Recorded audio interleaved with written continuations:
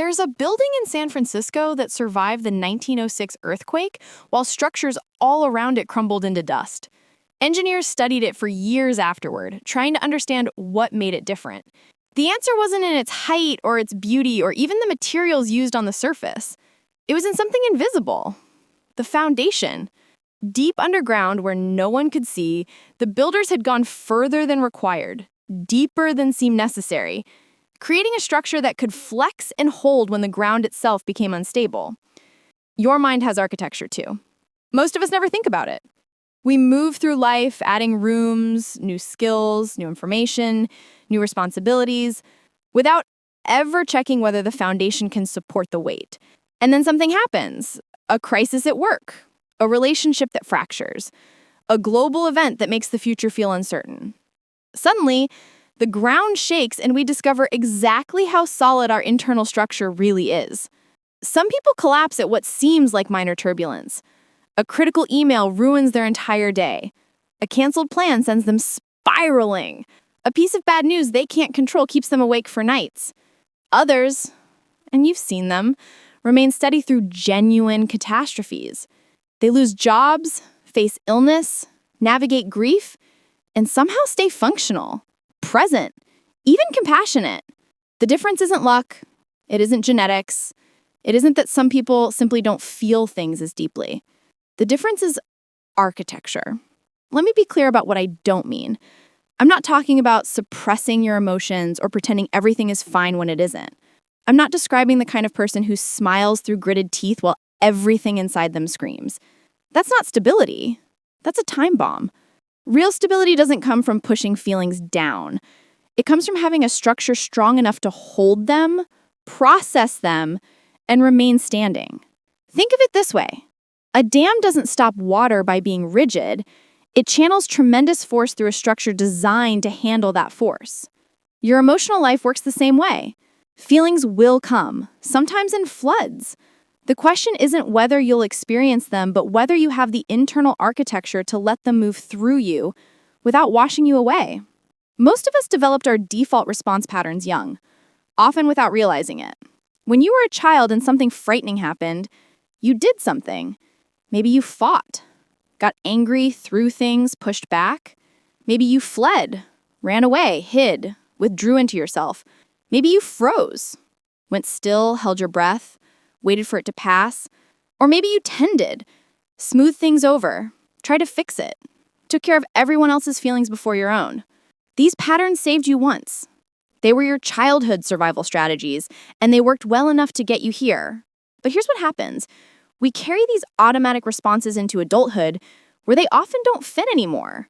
A colleague criticizes your work, and before you can think, you're either defending aggressively, shutting down completely, going numb, or apologizing for things that aren't your fault. You're not choosing the response. The response is choosing you. This is what I mean by architecture that hasn't been consciously built.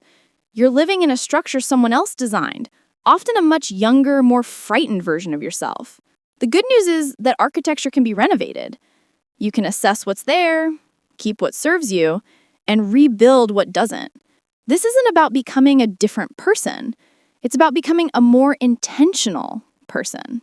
Let me introduce you to the most important structural element you can install, what I call the pause muscle. Between every stimulus in your response, there's a space. Right now, that space might be so small you don't even notice it exists. Something happens and you react instantly, automatically, predictably. But that space is real and it can be expanded. This is the pause muscle, your ability to create a gap between what happens to you and what you do about it. A man I know, we'll call him David, discovered this muscle by accident. He was in a meeting when his manager publicly criticized a project he'd spent months on. His immediate instinct was rage. He could feel it rising, hot and fast, the words already forming in his throat. But something made him pause. Maybe it was exhaustion. Maybe it was the memory of previous times he'd exploded and regretted it. Whatever the reason, he simply stopped. He didn't suppress the rage. He felt it completely. The heat in his chest, the tension in his jaw, the adrenaline making his hands shake. But he didn't act on it. He sat there, breathing, feeling everything, and waited. What happened next surprised him. After about 30 seconds, the intensity dropped. Not completely, he was still angry, but the urgency faded. And in that slightly cooler state, a thought emerged. I can respond to this tomorrow. I can write an email tonight when I'm clearer. I don't have to blow this meeting up right now. He didn't. He waited. And the next day, he wrote a measured, clear response that actually changed his manager's perspective. The outcome was better than any explosion would have achieved. That was his pause muscle. And like any muscle, it got stronger with use. Here's the thing about this pause. It's not hesitation. It's not weakness or indecision. It's the opposite. It's power held in reserve, ready to be deployed strategically instead of scattered reflexively. It's the difference between a boxer flailing wildly and a boxer waiting for the right opening. When you have a pause muscle, you stop being a pinball that reacts to every bump and flash. You become someone who chooses their responses. And that choice, that small gap of conscious awareness, changes everything. Your internal structure also depends on how you relate to your own emotions. Most people treat emotions like intruders. Anxiety arrives, and immediately the response is, no, go away, I don't have time for this. Sadness wells up, and the reaction is, stop it, pull yourself together, you're being weak. This approach actually doesn't work. It just creates an internal war where you're fighting yourself all day long. What if you instead treated emotions like information? Like messengers trying to tell you something important? Anxiety, for instance, isn't random. It's your system detecting something it perceives as a threat, real or imagined. Instead of immediately trying to shut it down, you could pause and ask, what is this trying to protect me from? What does this fear think I need to know? Sometimes the answer is useful. You haven't prepared for that presentation, and you actually do need to rehearse. Sometimes it's outdated. You're afraid of being rejected like you were in 7th grade, but that's not actually what's at stake here. When you shift from fighting emotions to working with them, your internal architecture becomes collaborative instead of combative. You're not at war with yourself anymore. You're all moving in the same direction. This doesn't mean you let emotions run the show. A stable structure has weight-bearing walls and decorative elements, and you need to know the difference. Fear can inform you, but it shouldn't make all your decisions. Anger can show you where your boundaries were crossed, but it shouldn't write your emails. Emotions are brilliant advisors and terrible dictators. The architecture of calm isn't built in a day. It's built in moments. Thousands of small moments where you choose to pause instead of react, where you listen to your emotions instead of suppressing them, where you notice your default pattern and consciously select a different response. Each time you do this, you're laying another brick. You're going deeper into bedrock. You're building something that can hold weight. And here's what nobody tells you. The real test of your structure isn't how you handle the big dramatic crises. Those often bring out a kind of emergency clarity in people. The real test is how you handle Tuesday afternoon, the annoying coworker, the traffic, the endless small frustrations that don't feel worthy of your collapse, but somehow trigger it anyway. That's where you build stability, in the unglamorous, repetitive practice of responding consciously to life's ordinary turbulence. You're not trying to become unfeeling. You're not trying to become invisible. You're building a structure that can hold the full range of human experience without falling apart. You're creating an internal home that stays standing when the wind picks up. And you're starting today. Practical exercise. The 3-breath reset. This is your first tool for interrupting panic spirals and installing that pause muscle in real time. You can use this anywhere, anytime, in a meeting, in traffic, in the middle of an argument, or alone at 3 a.m. when your thoughts are racing. When to use it? The moment you notice your body entering stress response. Heart racing, breath shallow, thoughts spinning, or that feeling of being about to snap. How to do it? Stop whatever you're doing, even if just for 15 seconds. If you're mid-sentence, pause. If you're typing, lift your hands from the keyboard. Create a physical break. Take 3 deliberate breaths using this pattern. Breathe in slowly through your nose for 4 counts. Hold gently for 4 counts. Breathe out through your mouth for 6 counts. Do this exactly 3 times, counting each cycle. As you breathe, place one hand on your chest or belly. Feel your body.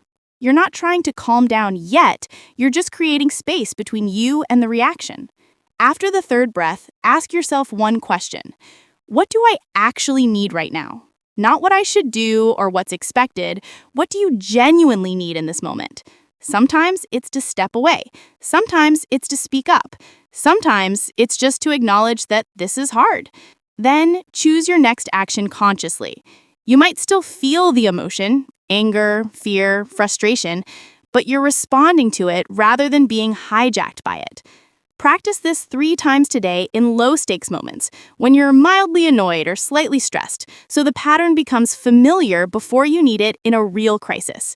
This is your pause muscle. You're building it now, one breath at a time. Chapter 2. The Noise Filter. There's a recording studio in Nashville where some of the world's most famous albums have been made. If you visit it, you'll notice something strange. The walls are nearly 2 feet thick, layered with materials you've never heard of: acoustic foam, mass-loaded vinyl, and specialized fabrics designed to absorb specific frequencies. The engineers didn't build these walls to keep sound in. They built them to keep noise out. Because here's the thing about recording something true and clear. The enemy isn't silence. It's all the other sounds competing for space. The traffic outside, the hum of electrical equipment, the vibrations from the building next door. Without those thick walls filtering the noise, even the most talented musician in the world can't produce something worth listening to. Your mind works the same way. Right now, at this exact moment, there are approximately 7,000 things trying to get your attention. News notifications about crises on 3 continents, emails that seem urgent but aren't, messages from people who want something from you, ads designed by psychology PhDs to make you feel incomplete, social media posts showcasing everyone else's carefully curated successes, opinions about how you should live, what you should fear, what you should buy, who you should be. And that's just the digital noise. Then there's your neighbor who's going through a divorce and keeps involving you in the drama, the coworker who processes their anxiety out loud for 45 minutes every day, the family member who watches the news constantly and calls to share every alarming headline, the friend who's always in crisis and treats you like their unpaid therapist. You're drowning, and here's what nobody's telling you. Most of what's overwhelming you isn't actually yours to carry. Let me introduce you to a concept that might change your life: borrowed anxiety. It's the stress you feel about situations that aren't your problem, don't affect your life directly, and that you have zero power to change. It's the emotional weight you pick up from other people, from the news cycle, from the general atmosphere of urgency that surrounds us constantly. A woman named Maria came to understand this during the pandemic. She'd wake up every morning with her heart already racing, feeling like something terrible was happening. She'd check her phone. Dozens of notifications, each one more alarming than the last. She'd read articles about things going wrong in countries she'd never visit. She'd scroll through posts from acquaintances sharing their fears, their anger, their despair. By 9 a.m., she was exhausted, and nothing had actually happened to her. One day she asked herself a simple question: how much of what I'm feeling is actually mine? She started paying attention. The dread about the political situation in a country 6,000 miles away, not hers. The anxiety about her friend's career crisis that her friend wasn't even asking for help with, not hers. The worry about whether her cousin's marriage would survive, not hers. The panic about a disease variant she had no exposure to, not hers.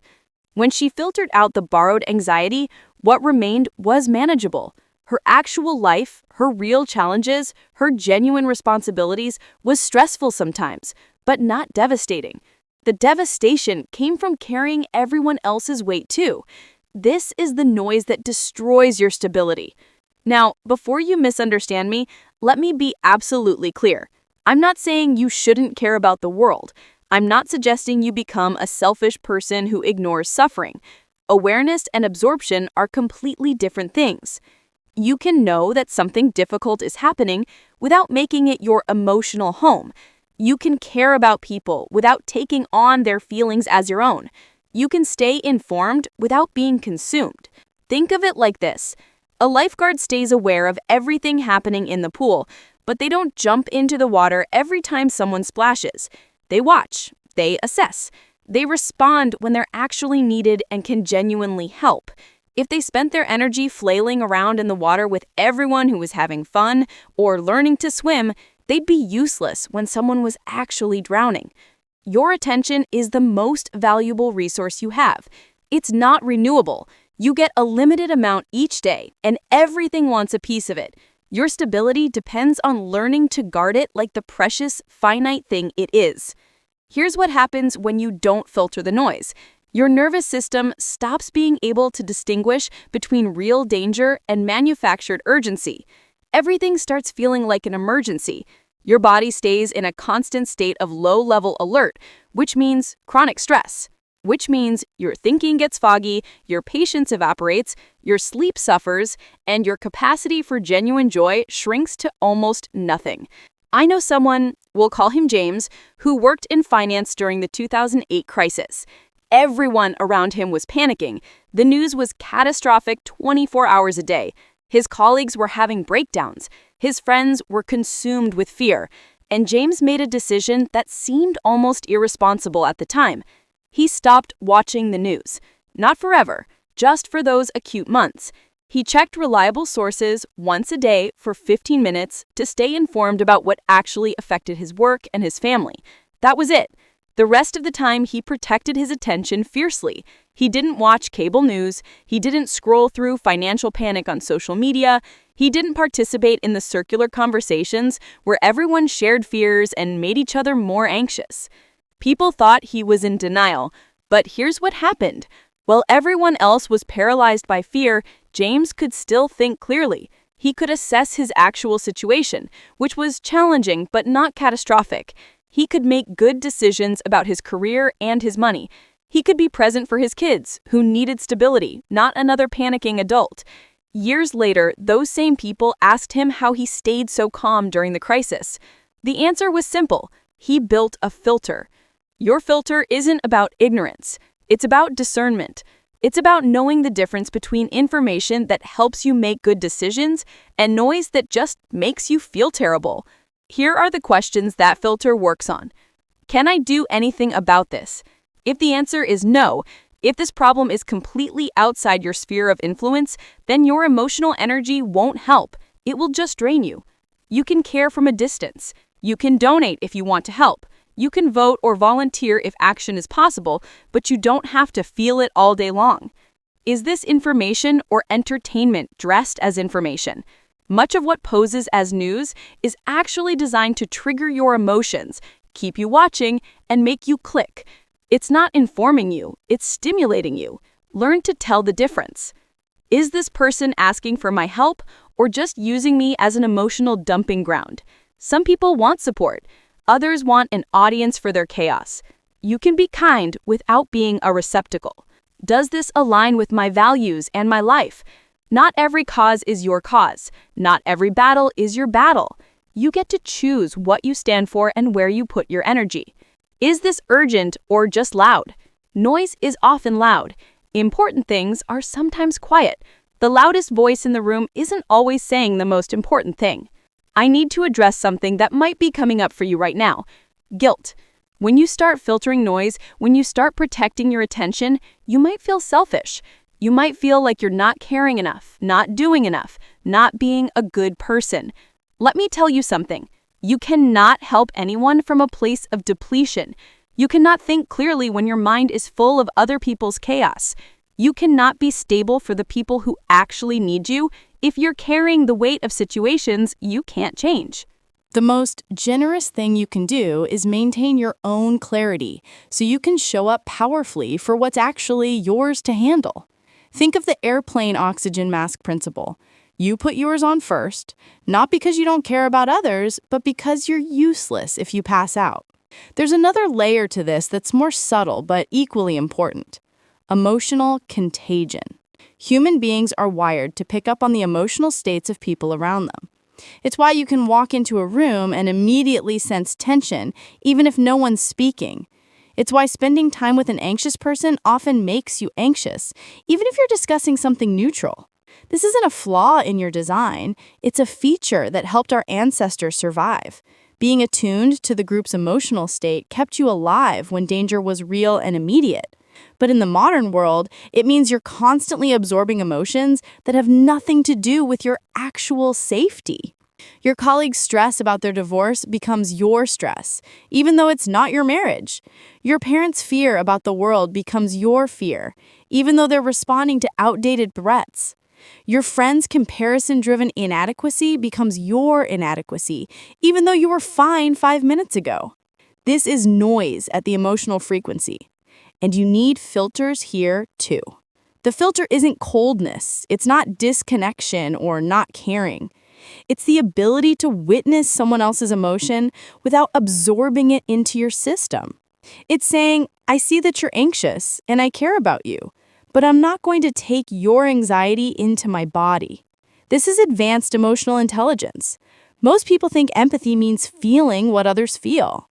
Real empathy is understanding what others feel while maintaining your own emotional boundaries. It's the difference between drowning with someone and throwing them a rope from solid ground. Here's what this looks like in practice. Your mother calls panicked about something she saw in the news. Old you would absorb that panic, spend the rest of the day anxious, maybe call 3 people to process it. New you listens, acknowledges her feelings, maybe gently asks if she wants to talk about something else, and then here's the key. You consciously release it when the call ends. You don't carry it. It's not yours. A coworker launches into their daily anxiety spiral during lunch. Old you would sit there for an hour soaking it all up, leaving lunch more stressed than when you arrived. New you sets a gentle boundary. I can listen for 10 minutes, but I need to use the rest of lunch to decompress. Or even, I'm not in a good headspace to hold this today. Can we talk about something lighter? The news app sends a notification designed to spike your cortisol. Old you would click immediately, read 17 related articles, spiral into dread. New you glances at it, assesses whether it requires any action from you today, and if not, dismisses it. You'll check trusted sources once a day. You don't need minute-by-minute updates on things you can't affect. This isn't easy at first. You're fighting years of conditioning that says being a good person means being available to all noise all the time. You're pushing back against a culture that profits from your attention and your anxiety. But here's what happens when you build these filters. Space appears. Mental space. Emotional space. Energy that was previously scattered across 100 directions suddenly becomes available for your real life, your real relationships, your genuine challenges, your own growth and healing and joy. You become clearer, calmer, more present. Not because nothing difficult is happening in the world, but because you've stopped trying to hold everything at once. The noise will always be there. The question is whether you'll let it in. Your walls are yours to build. Make them thick enough to let the truth through, but strong enough to keep the chaos out. Practical exercise. The daily boundary audit. This exercise helps you identify exactly what noise you're letting in and make conscious choices about what stays and what goes. Do this once now and then check in weekly for the first month. Step 1. Track your inputs. 24-hour awareness. For one full day, simply notice every source of information and emotional input you encounter. Don't change anything yet, just observe and make brief notes. How many times did you check the news? How many notifications did you receive? Which people vented to you or shared their stress? What social media did you consume? What conversations left you feeling heavy? What information made you anxious about things you can't control? Step 2. The filter questions. For each major input you identified, ask, did this help me make a better decision about my life? Did this make me more effective or just more worried? Was this mine to carry or was it borrowed anxiety? Did I choose this or did it choose me? Step 3. Create your boundaries. Based on your answers, make 3 specific decisions. One thing to eliminate completely. Maybe it's cable news. Maybe it's a particular social media platform. Maybe it's certain group chats that never contain useful information, only drama. One thing to limit with a specific rule. I check the news once a day at 6 p.m. Or I'll listen to my friend's problems for 15 minutes, then I need to change the subject. Or even, I'm not in a good headspace to hold this today. Can we talk about something lighter? One thing to protect. A time of day that's noise-free. Maybe the first hour after you wake up. Maybe your lunch break. Maybe the last 30 minutes before bed. This time is yours. No news, no social media, no other people's emergencies. Step 4. The weekly check. Every week for the next month, ask yourself, what got through my filters this week that shouldn't have? Then adjust. Building filters is an ongoing practice, not a one-time decision. Remember, you're not building walls to shut out life. You're building filters to let the meaningful through while keeping the toxic noise out. There's a difference. Your stability depends on knowing it. Chapter 3. The Emotional Thermostat. There's a moment that happens in every wildfire when the firefighters make a crucial decision. They're facing a wall of flame. Chaotic, terrifying, seemingly unstoppable. And they do something that looks insane to anyone watching. They light another fire. It's called a controlled burn. They create a smaller, manageable fire that consumes the fuel in the path of the larger one. When the big fire arrives, there's nothing left to feed it, and it stops. But here's the critical part. This only works because they understand fire. They know how it moves, how it feeds, how hot it burns, and how to work with its nature rather than just panicking in front of it. Your emotions work the same way. Most people treat emotions like wildfires, unpredictable disasters that happen to them. Anger erupts and they're consumed. Anxiety spreads and they're paralyzed. Sadness arrives and they're drowning. And the standard approach is to try to suppress it, control it, stamp it out before it gets too big. But here's what nobody tells you. Fighting emotions is like fighting fire with your bare hands. It doesn't work, and you get burned trying. What if instead you became someone who understood emotions the way a firefighter understands fire? Someone who could feel the full intensity without being destroyed by it. Someone who knew how to regulate temperature, not by suppressing the heat, but by working with it skillfully. This is what I mean by your emotional thermostat. A thermostat doesn't eliminate temperature. It regulates it. When things get too hot, it cools them down. When they get too cold, it warms them up. It maintains a range where life can function. Your emotional thermostat does the same thing. It keeps you in a range where you can feel fully without becoming non-functional. Let me be crystal clear about what this isn't. This isn't about staying positive or choosing happiness or any of that bypassing nonsense. Real emotional regulation includes the full spectrum: joy and grief, peace and anger, confidence and fear. The goal isn't to feel only pleasant emotions. The goal is to expand your capacity to experience any emotion without being overwhelmed by it. Think of emotional range like temperature tolerance. Some people can only function comfortably between 68 and 72 degrees. The moment it gets hotter or colder, they're miserable and can't do anything until conditions change. Other people have adapted to function effectively anywhere from 40 to 95 degrees. They might prefer comfortable temperatures, but they're not helpless when conditions shift. Most of us have a narrow emotional range. We can handle mild contentment, mild frustration, mild happiness. But the moment emotions intensify, real anger, deep sadness, intense joy, profound fear, we lose our ability to function. We either shut down completely or we get swept away. The secret is that range can be expanded, and it expands the same way temperature tolerance expands, through exposure, practice, and learning to stay present with discomfort instead of immediately trying to escape it. Here's where most people go wrong.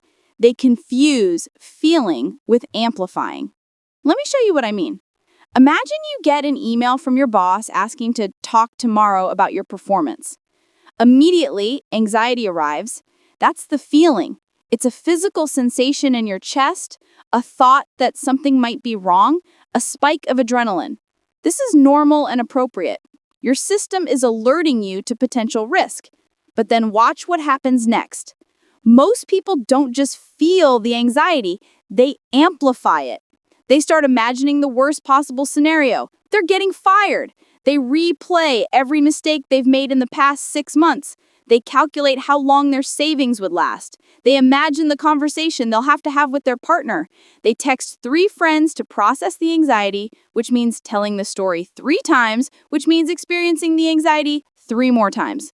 By the time they go to bed, the anxiety has grown from a flame the size of a candle to a 5-alarm fire. And here's the thing. Nothing has actually happened yet. The meeting hasn't occurred. They don't know what it's about, but they've experienced the emotional devastation of being fired, even though they still have their job. This is amplification, and it's what most people do with their emotions without even realizing it. The emotion itself, that first spike of anxiety, might last 90 seconds if you just let it move through your body without feeding it. Neuroscientist Jill Bolte Taylor discovered this. The chemical process of an emotion, from trigger to full dissipation, takes about 90 seconds. 90 seconds. Everything beyond that is you choosing, usually unconsciously, to re-trigger it. You're adding fuel. You're turning up the thermostat. Now here's the beautiful, empowering truth. If you can amplify an emotion, you can also regulate it. Let me introduce you to someone who learned this the hard way. His name was Marcus. And he had a rage problem. Not the kind where he hit people or broke things, but the kind where he'd get so angry he couldn't think, couldn't work, couldn't be around his kids. Something would happen, someone would cut him off in traffic, or a project at work would go wrong, and he'd be useless for hours. He tried the usual advice. Count to 10, think positive thoughts, imagine a calm beach. None of it worked. The anger was too big, too hot, it had momentum. What finally changed things was when someone taught him to pay attention to the temperature of his anger. Not the thoughts, not the story about why he was angry, but the actual physical sensation of heat in his body. The next time anger came, he tried something different. Instead of fighting it or feeding it, he just noticed it. Okay, there's heat in my chest. My jaw is tight. My hands are clenched. This is what anger feels like at, let's say, 8 out of 10. He didn't try to make it go away. He didn't tell himself he shouldn't be angry. He just observed it like a scientist would observe a phenomenon. And something strange happened. Just the act of observing it, of putting language to it, of treating it like data instead of an identity, dropped the temperature slightly. Now it's a 7, he noticed. He kept breathing, kept observing, felt the heat start to move down his arms, felt his jaw unclench slightly. Didn't rush it, just stayed with it. 5 minutes later, it was a 5. Still angry, but not consumed. Still feeling it, but able to think around it. He could choose what to do next instead of being hijacked. This is temperature regulation, and it's available to you right now with any emotion you're experiencing. The key is learning to separate the emotion itself from the story you tell about it. The emotion is a physical experience, sensations in your body, a certain temperature, a particular location. The story is everything your mind adds. This is terrible, this always happens to me, this means I'm a failure, this will never get better. The emotion itself is manageable. The story is what makes it overwhelming. A woman I know, let's call her Sarah, had debilitating anxiety about flying. Not the normal discomfort, but full panic attacks that kept her from traveling for work, from visiting family, from living her life. She tried medication. She tried therapy. Nothing fully worked until she learned to separate sensation from story. On her next flight, when the panic started, she didn't try to talk herself out of it. She didn't try to convince herself flying was safe. She just started narrating what was happening in her body. Okay, there's tightness in my throat. My heart rate is up, probably 120 beats per minute. My hands are sweaty. There's a sensation like electricity in my arms. This is what fear at 9 out of 10 feels like. She kept the language clinical, descriptive, almost curious. Not, oh my God, I'm dying, but interesting. Now there's a sensation of not getting enough air, even though I am breathing. The panic didn't disappear, but it lost its power to control her. She rode it like a wave. Intense, uncomfortable, but survivable. She stayed in her seat. She didn't run. She expanded her range. By the time the flight landed, something fundamental had shifted. She'd proven to herself that she could feel that level of fear and not be destroyed by it. Her emotional thermostat had just been recalibrated. Here's what's happening neurologically when you do this. You're engaging the prefrontal cortex, the thinking, observing part of your brain, which naturally dampens the amygdala, the part that generates the emotional intensity. You're not suppressing anything. You're changing which part of your brain is online. Think of emotions as having a life cycle. They rise, they peak, and they fall. Most people panic during the rise, which interrupts the natural cycle. They either try to stop it, which keeps it activated, or they feed it with catastrophic thinking, which triggers a new cycle. Either way, they never let it complete. When you observe without interfering, the emotion runs its course. It rises, uncomfortable. It peaks, more uncomfortable. Then it starts to fall, relief. The entire process might take 2 minutes, maybe 5, rarely longer. But you have to let it happen. This doesn't mean you're passive. It means you're strategic about where you put your energy. You're not wasting it fighting the emotion. You're using it to stay present with the emotion until it passes, which it always does. There's something else that happens when you learn to regulate your temperature. You stop being afraid of your own emotions. Right now, if you're like most people, you're scared of what might happen if you really let yourself feel anger or grief or fear at full intensity. You're worried you'll lose control, that it'll be too much, that you won't come back from it. But when you've practiced staying with intense emotions without being destroyed, you realize you're more resilient than you thought. You can handle the heat. And once you know that, emotions lose their power to threaten you. You stop living in fear of your own feelings. You stop organizing your entire life around avoiding situations that might trigger difficult emotions. You stop needing everything to be okay all the time because you know you can handle it when it's not. This is freedom, not the absence of difficult emotions, but the confidence that you can survive them. I want to be clear about something. Regulating your emotional thermostat doesn't mean you never have big feelings. I'm not teaching you to become a robot. Some situations warrant strong emotions, real grief after real loss, appropriate anger at genuine injustice, justified fear in the face of actual danger. The thermostat isn't about minimizing these. It's about making sure your response matches the reality, that you're not having a 10 out of 10 panic attack about a 3 out of 10 problem, that you're not destroying relationships with 9 out of 10 rage over 2 out of 10 irritations. It's about emotional precision, matching your response to what's actually happening. And here's the paradox. When you stop fighting your emotions, when you give them space to exist and move through you, they actually become less overwhelming. The resistance is what makes them stick. The acceptance is what lets them flow. You become like water instead of ice, still feeling everything, but fluid instead of frozen, able to move with intensity instead of being shattered by it. Your emotional thermostat is already installed. You were born with it. You've just never learned to use it consciously.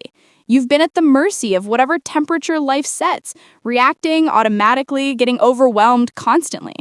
But starting today, you can become the one who adjusts the dial. Not by suppressing what you feel, but by expanding your capacity to feel it without falling apart. The heat will come, the cold will come, but you'll be ready. Practical exercise, the temperature drop technique. This is your emergency tool for when emotions are running hot and you need to drop the temperature quickly, not to avoid feeling, but to move from overwhelm back into your window of tolerance where you can function. Use this when you notice you're at 7+ out of 10 on any emotion and starting to lose your ability to think clearly or make good decisions. The 90-second protocol. Phase 1, name and locate, 30 seconds. Stop what you're doing, say out loud or think clearly, I'm feeling emotion at number out of 10. Then scan your body and identify where you feel it most intensely. There's a tightness in my chest. There's heat in my face and neck. There's a knot in my stomach. There's tension across my shoulders. Use descriptive clinical language. You're a scientist observing data, not a victim of an attack. Phase 2, the physical interrupt, 30 seconds. Your body and emotions are connected. Change one, you change the other. Pick one of these. Cold shock, run cold water over your wrist for 30 seconds or splash cold water on your face. Cold interrupts the heat of intense emotion. Pressure, press your feet firmly into the ground and your back firmly against a wall or chair. Pressure activates calming neural pathways. Movement, do 10 jumping jacks, walk briskly for 30 seconds, or shake your hands and arms vigorously. Movement metabolizes stress chemicals. Phase 3, breathe and reassess, 30 seconds. Take 3 deep breaths using this pattern. In for 4 counts, hold for 4 counts, out for 6 counts. The long exhale is key. It activates your calming response. After the 3rd breath, check your temperature again. Okay, now I'm at number out of 10. You're not trying to get to 0. You're trying to drop 2 or 3 points from completely overwhelmed to uncomfortable but functional. Phase 4, choose your next move. Ongoing. Now that you're at a more manageable temperature, you can make a conscious choice. Do I need to address this situation right now, or can I step away and come back when I'm cooler? What's one small concrete thing I can do that would help? Do I need support or do I need space? Advanced practice.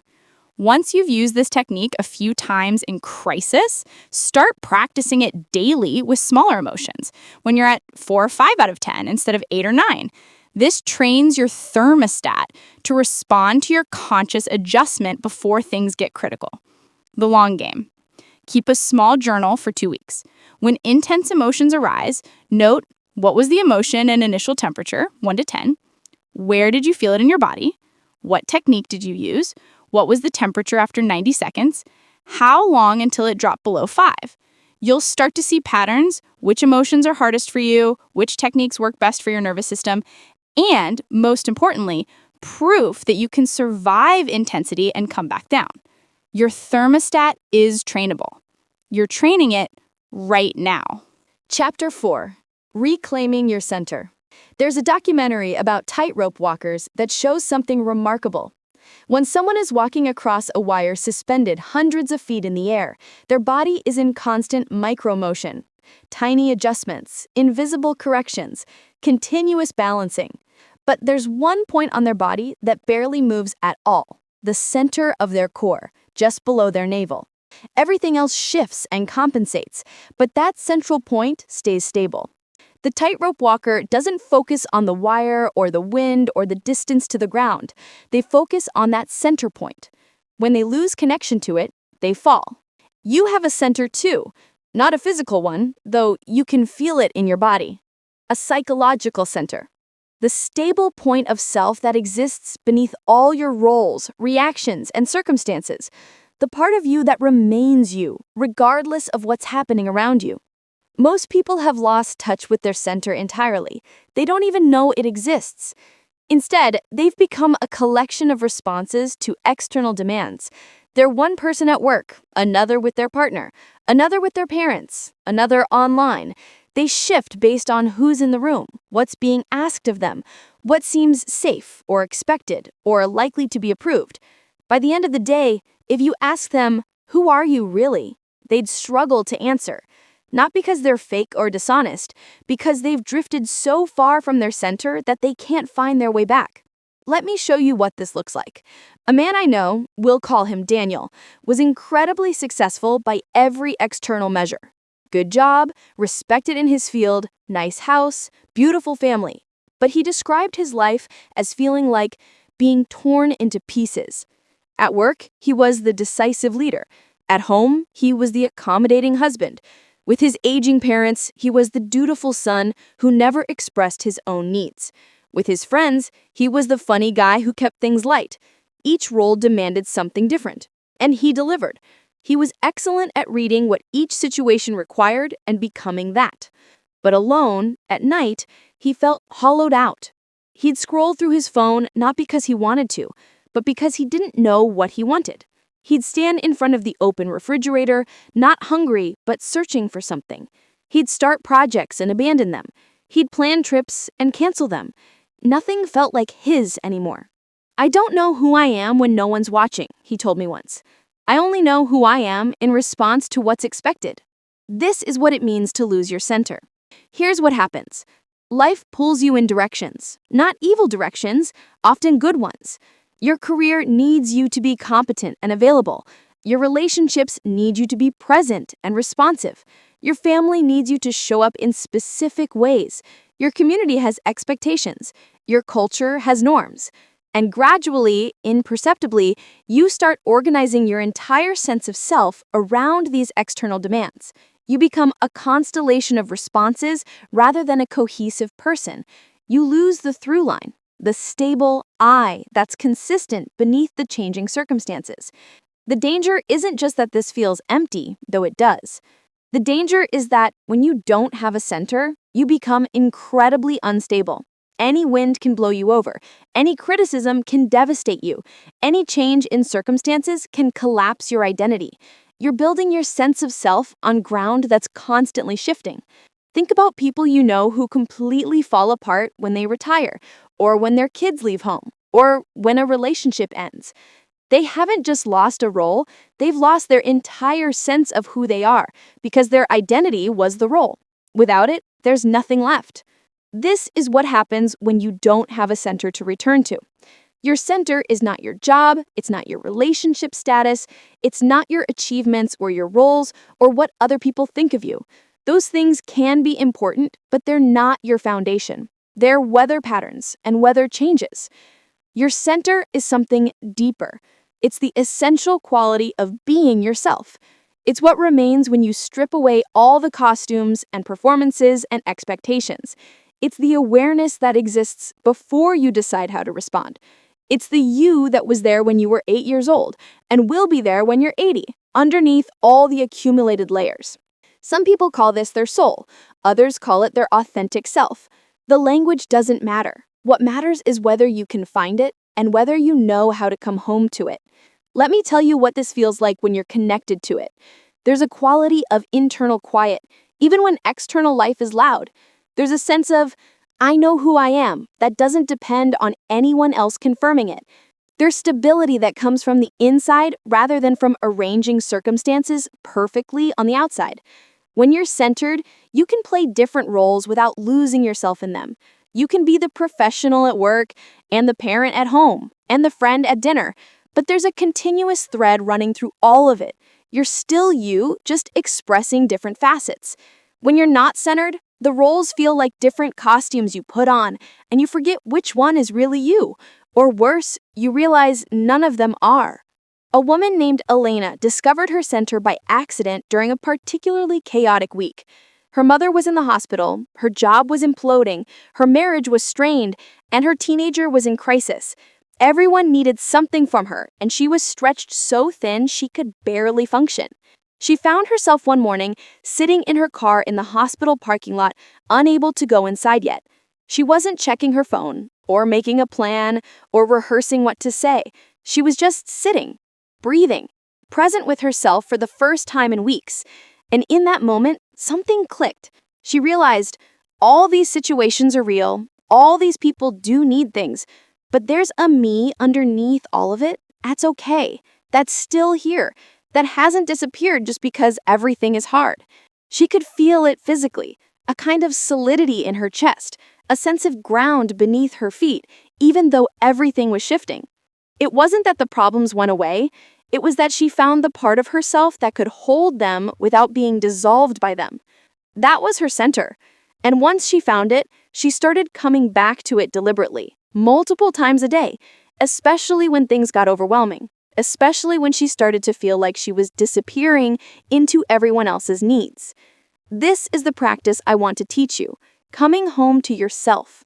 Most people only connect with their center accidentally, during a crisis, or in rare moments of solitude, or when something shakes them awake. But you can make it deliberate. You can build a pathway back that gets clearer and faster with practice. Here's what it's not. It's not more thinking. You can't think your way to your center. In fact, thinking usually takes you further away because thinking is often about others, what they need, what they expect, how to manage situations. Your center exists before thought, underneath it. It's also not a feeling you have to manufacture. You're not trying to create peace or happiness or confidence. You're just trying to locate yourself, the you that exists independent of mood, circumstance, or outcome.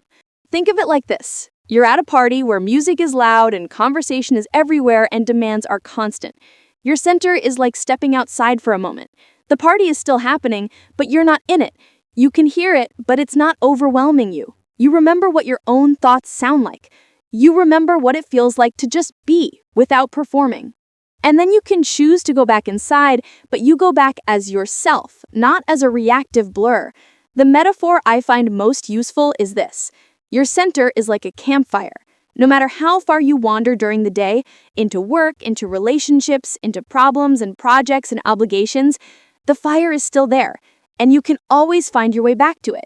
You can warm yourself, you can see clearly by its light, you can remember who you are before heading back out. Most people let their fire go out, or they never lit it in the first place. They're wandering in the dark, trying to navigate by other people's lights, wondering why they always feel lost. Your fire is still there. It never went out. You just forgot where you left it. Here's how you start finding it again. You pause.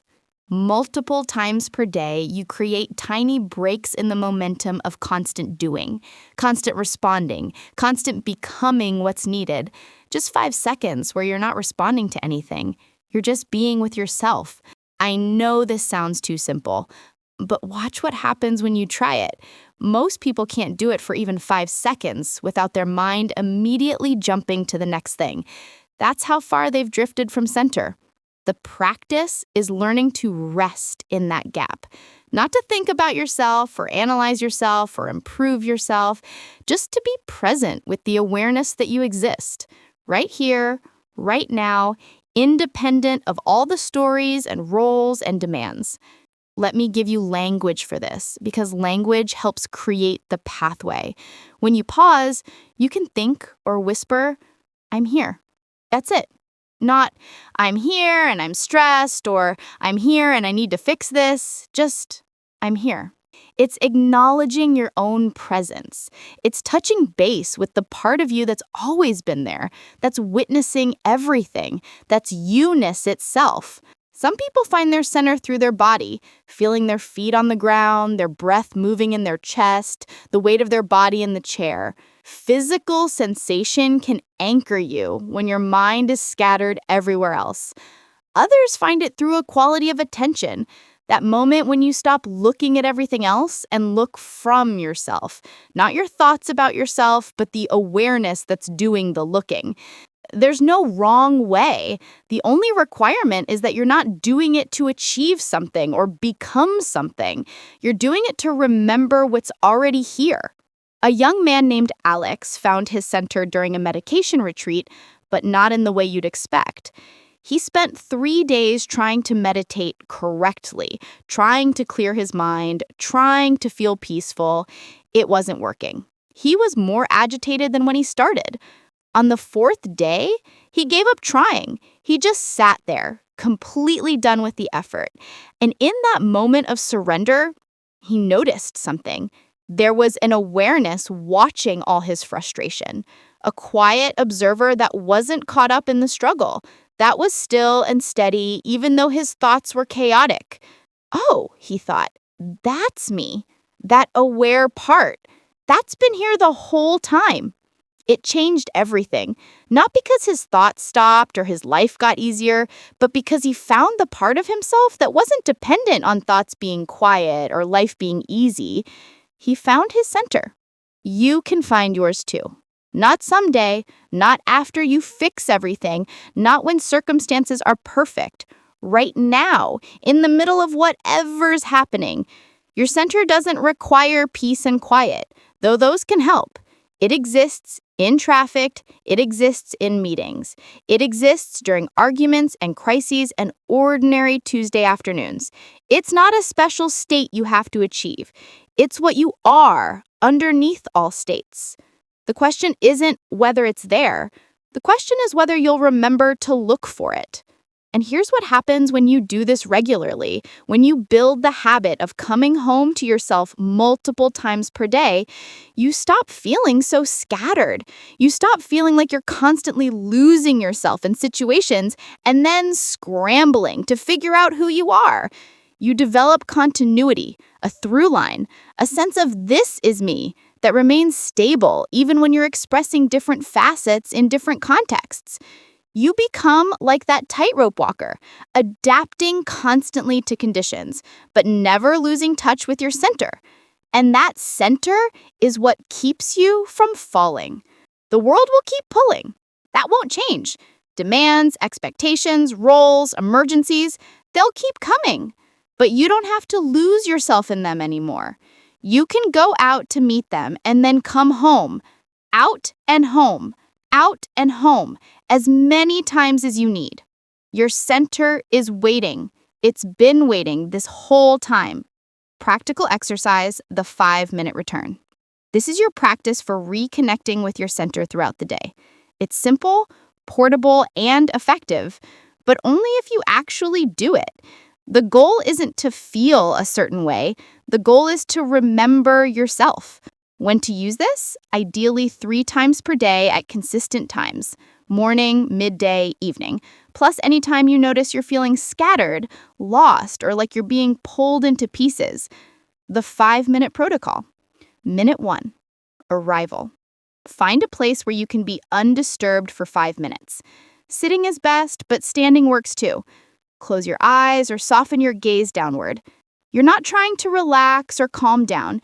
You're just arriving, acknowledging. I'm taking 5 minutes to be with myself. Minute 2, physical grounding. Bring your attention to 3 physical sensations. Feel your feet on the ground or your body in the chair. Feel your breath moving naturally in your chest or belly. Feel the temperature of the air on your skin. You're not changing anything, just noticing. This anchors you in the present moment and in your body. Your center lives in the present, not in thoughts about past or future. Minute 3, the center recognition. Now shift your attention inward, not to your thoughts. Let those keep moving in the background if they want to. Shift to the awareness that's noticing everything. Ask yourself silently, who is aware right now? Who is here experiencing this? Don't answer with words or concepts. Just notice the quality of awareness itself, the sense of I am here, I exist, I'm present. That awareness is your center. Some people find this as a point of stillness in their chest, others as a quality of spacious presence, others as simple recognition. Oh, there I am. However it shows up for you is exactly right. Minute 4, the touchstone. Think of one word that describes the quality you feel when you're connected to your center. Not how you wish you felt, but the actual quality of being centered for you. Maybe it's solid, or quiet, or here, or steady, or home. Choose a word that resonates and say it silently to yourself 3 times. This becomes your touchstone, a word you can recall later to help you find your way back. Minute 5, the bridge back. You're about to return to your day, but you're bringing your center with you. Imagine you're carrying something precious, your own essential self, back into whatever comes next. Set one small intention. I'll remember myself during specific upcoming activity. Maybe it's the next meeting, or making dinner, or talking with your partner. Just one thing where you'll practice staying connected to your center while engaged in activity. Take one more deep breath. Open your eyes. Notice that you're still here, still you, as you transition back into doing. Throughout the day, micro returns. Between your 3 formal practices, sprinkle in 10-second micro returns. Before checking your phone, pause and think, I'm here. Before entering a meeting or your home, touch your chest and breathe once consciously. When you notice you're scattered, Place both feet firmly on the ground and feel yourself present. The long practice? Do this every day for 2 weeks. Don't judge whether it's working. Just notice. Are you remembering yourself more often? Do you feel more continuity throughout your day? Are you less likely to completely lose yourself in situations? Your center gets stronger the more you visit it, like a path through the woods. The more you walk it, the clearer it becomes. You're not creating your center through this practice. You're remembering where you left it. You're coming home. Chapter 5. The Power of Mental Clarity. There's a famous story about a lumberjack who spent 8 hours trying to cut down a tree with a dull saw. Someone walked by and asked, "Why don't you stop and sharpen your saw?" The lumberjack, exhausted and frustrated, replied, "I don't have time to sharpen it. I'm too busy sawing." This is most people's relationship with their mind. They're working harder and harder with a tool that's getting duller and duller, producing worse results while consuming more energy. And they genuinely believe they don't have time to stop and sharpen it, because stopping feels like falling behind, pausing feels like giving up. Taking time to clear their mind feels like a luxury they can't afford. But here's the truth. Mental fog is expensive. It costs you opportunities you don't notice, decisions you regret, energy you waste spinning in circles, relationships you damage through poor judgment, problems you create that didn't need to exist. Clarity, on the other hand, is the highest leverage skill you can develop.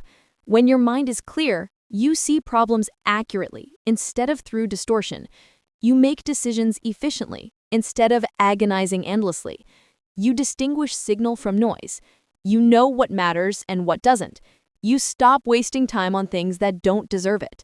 Mental clarity isn't about being smarter. It's about being able to use the intelligence you already have. Let me show you what I mean. 2 people face the same problem. Let's say a conflict at work with a difficult colleague. Person 1 has a cluttered mind. They're already thinking about 17 other things. They're stressed about money, worried about a family situation, sleep-deprived, overstimulated by constant notifications, carrying unprocessed emotions from yesterday. When the conflict happens, they can't think clearly. They react from a place of overwhelm. They say something defensive.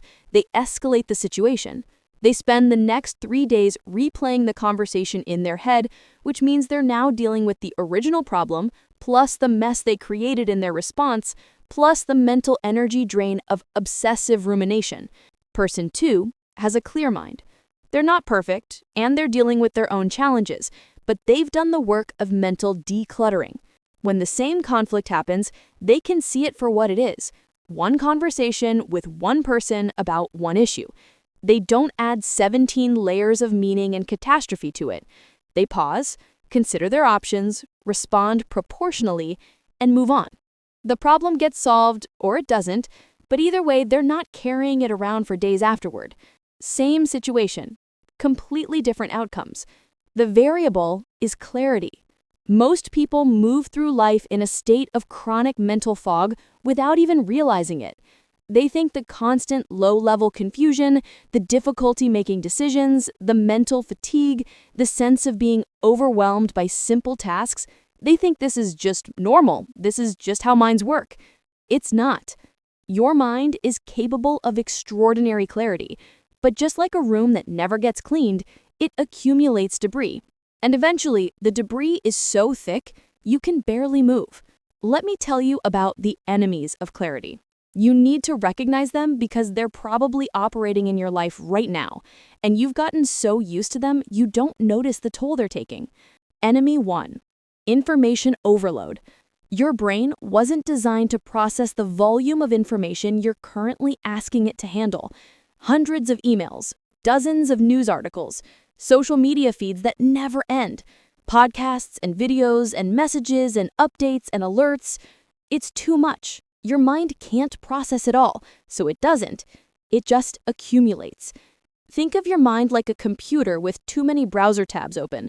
Each piece of unprocessed information is a tab running in the background, consuming resources. You wonder why you can't focus, why you're tired all the time, why decisions feel impossible. It's because your mental processor is maxed out trying to keep track of 1,000 half-processed inputs. Enemy 2, decision fatigue. Every decision you make depletes a finite resource. Should I respond to this email now or later? What should I eat? Which route should I take? What should I wear? Should I say yes to this request? Most people make hundreds of small decisions per day, and each one costs them. By evening, they're exhausted and their judgment is impaired, which is why you make your worst decisions late at night. Scrolling when you should sleep, eating when you're not hungry, saying yes to things you'll regret tomorrow.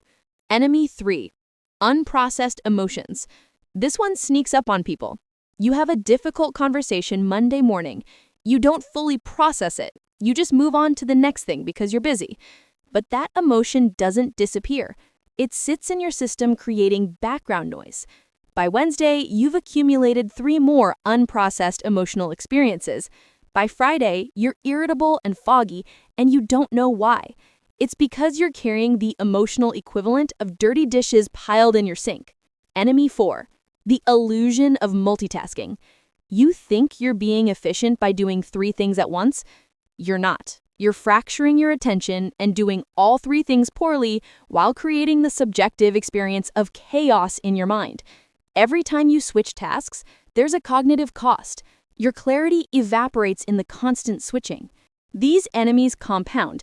Information overload leads to decision fatigue, leads to emotional dysregulation, leads to poor decisions, leads to more problems, leads to more information to process. It's a downward spiral.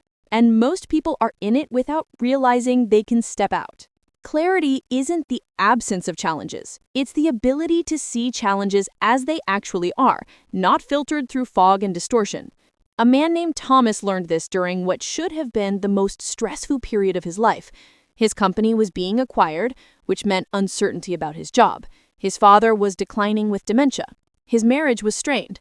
On paper, he should have been a mess. But he'd recently started a practice of what he called mental hygiene, daily clearing of accumulated debris. Every evening, he spent 15 minutes processing the day, not planning or fixing, just acknowledging what had happened, what he was feeling about it, and what could be released. The result was surprising. Even in the middle of genuine chaos, he felt clearer than he had during supposedly calm periods of his life. He could see his options. He could make decisions without agonizing. He could be present with his father without being consumed by grief over what was coming. He could navigate the uncertainty at work without creating disaster scenarios in his mind. His circumstances didn't change. His mental clarity changed, and that changed everything. This is the power I'm offering you. Not a life without problems, but a mind that can navigate problems without collapsing into confusion. Let me teach you about thought hygiene, being selective about what thoughts you entertain. Your mind produces thousands of thoughts per day, most of them automatic, many of them useless, some actively harmful. You don't have to engage with all of them. You don't have to follow every thought down its rabbit hole. You don't have to take every worry seriously just because it showed up in your consciousness. Think of thoughts like people knocking on your door. Some are welcome guests with valuable information. Others are salespeople trying to sell you fear, doubt, or distraction. You wouldn't let every person who knocked on your door into your house. Why let every thought that knocked into your mind? The practice is learning to sort. Which thoughts are useful? Which are true? Which deserve my energy? Most people treat every thought as equally valid, equally important, equally deserving of attention. This is why they're exhausted. They're having full conversations with thoughts that don't deserve a hello. A thought arrives. What if I get fired? Your mind wants to engage. Let me explore this extensively. Let me calculate all the ways this could happen. Let me feel the full devastation of this imaginary scenario. But you can interrupt. Is there any evidence I'm getting fired? No. Is there any action I can take about this right now? No. This is just a fear thought. I'm not entertaining this right now. You're not suppressing it. You're just not feeding it. It showed up. You acknowledged it. You decided it didn't deserve your energy. You let it pass. This is thought hygiene, and it's one of the most powerful clarity practices you can develop. There's also the practice of conscious not knowing. This one makes people uncomfortable because we live in a culture that celebrates certainty and punishes admitting you don't know something. But here's the truth. You don't know most things, and pretending you do creates massive mental clutter. You don't know how your career will unfold. You don't know if your relationship will last forever. You don't know what the economy will do. You don't know if your children will be okay. You don't know if your health will hold. You don't know, you don't know, you don't know. Most people find this terrifying, so they create false certainty. They construct elaborate predictions and convince themselves these predictions are facts. They make plans as if the future is knowable and controllable, and then they waste enormous mental energy trying to manage uncertainties that can't be managed.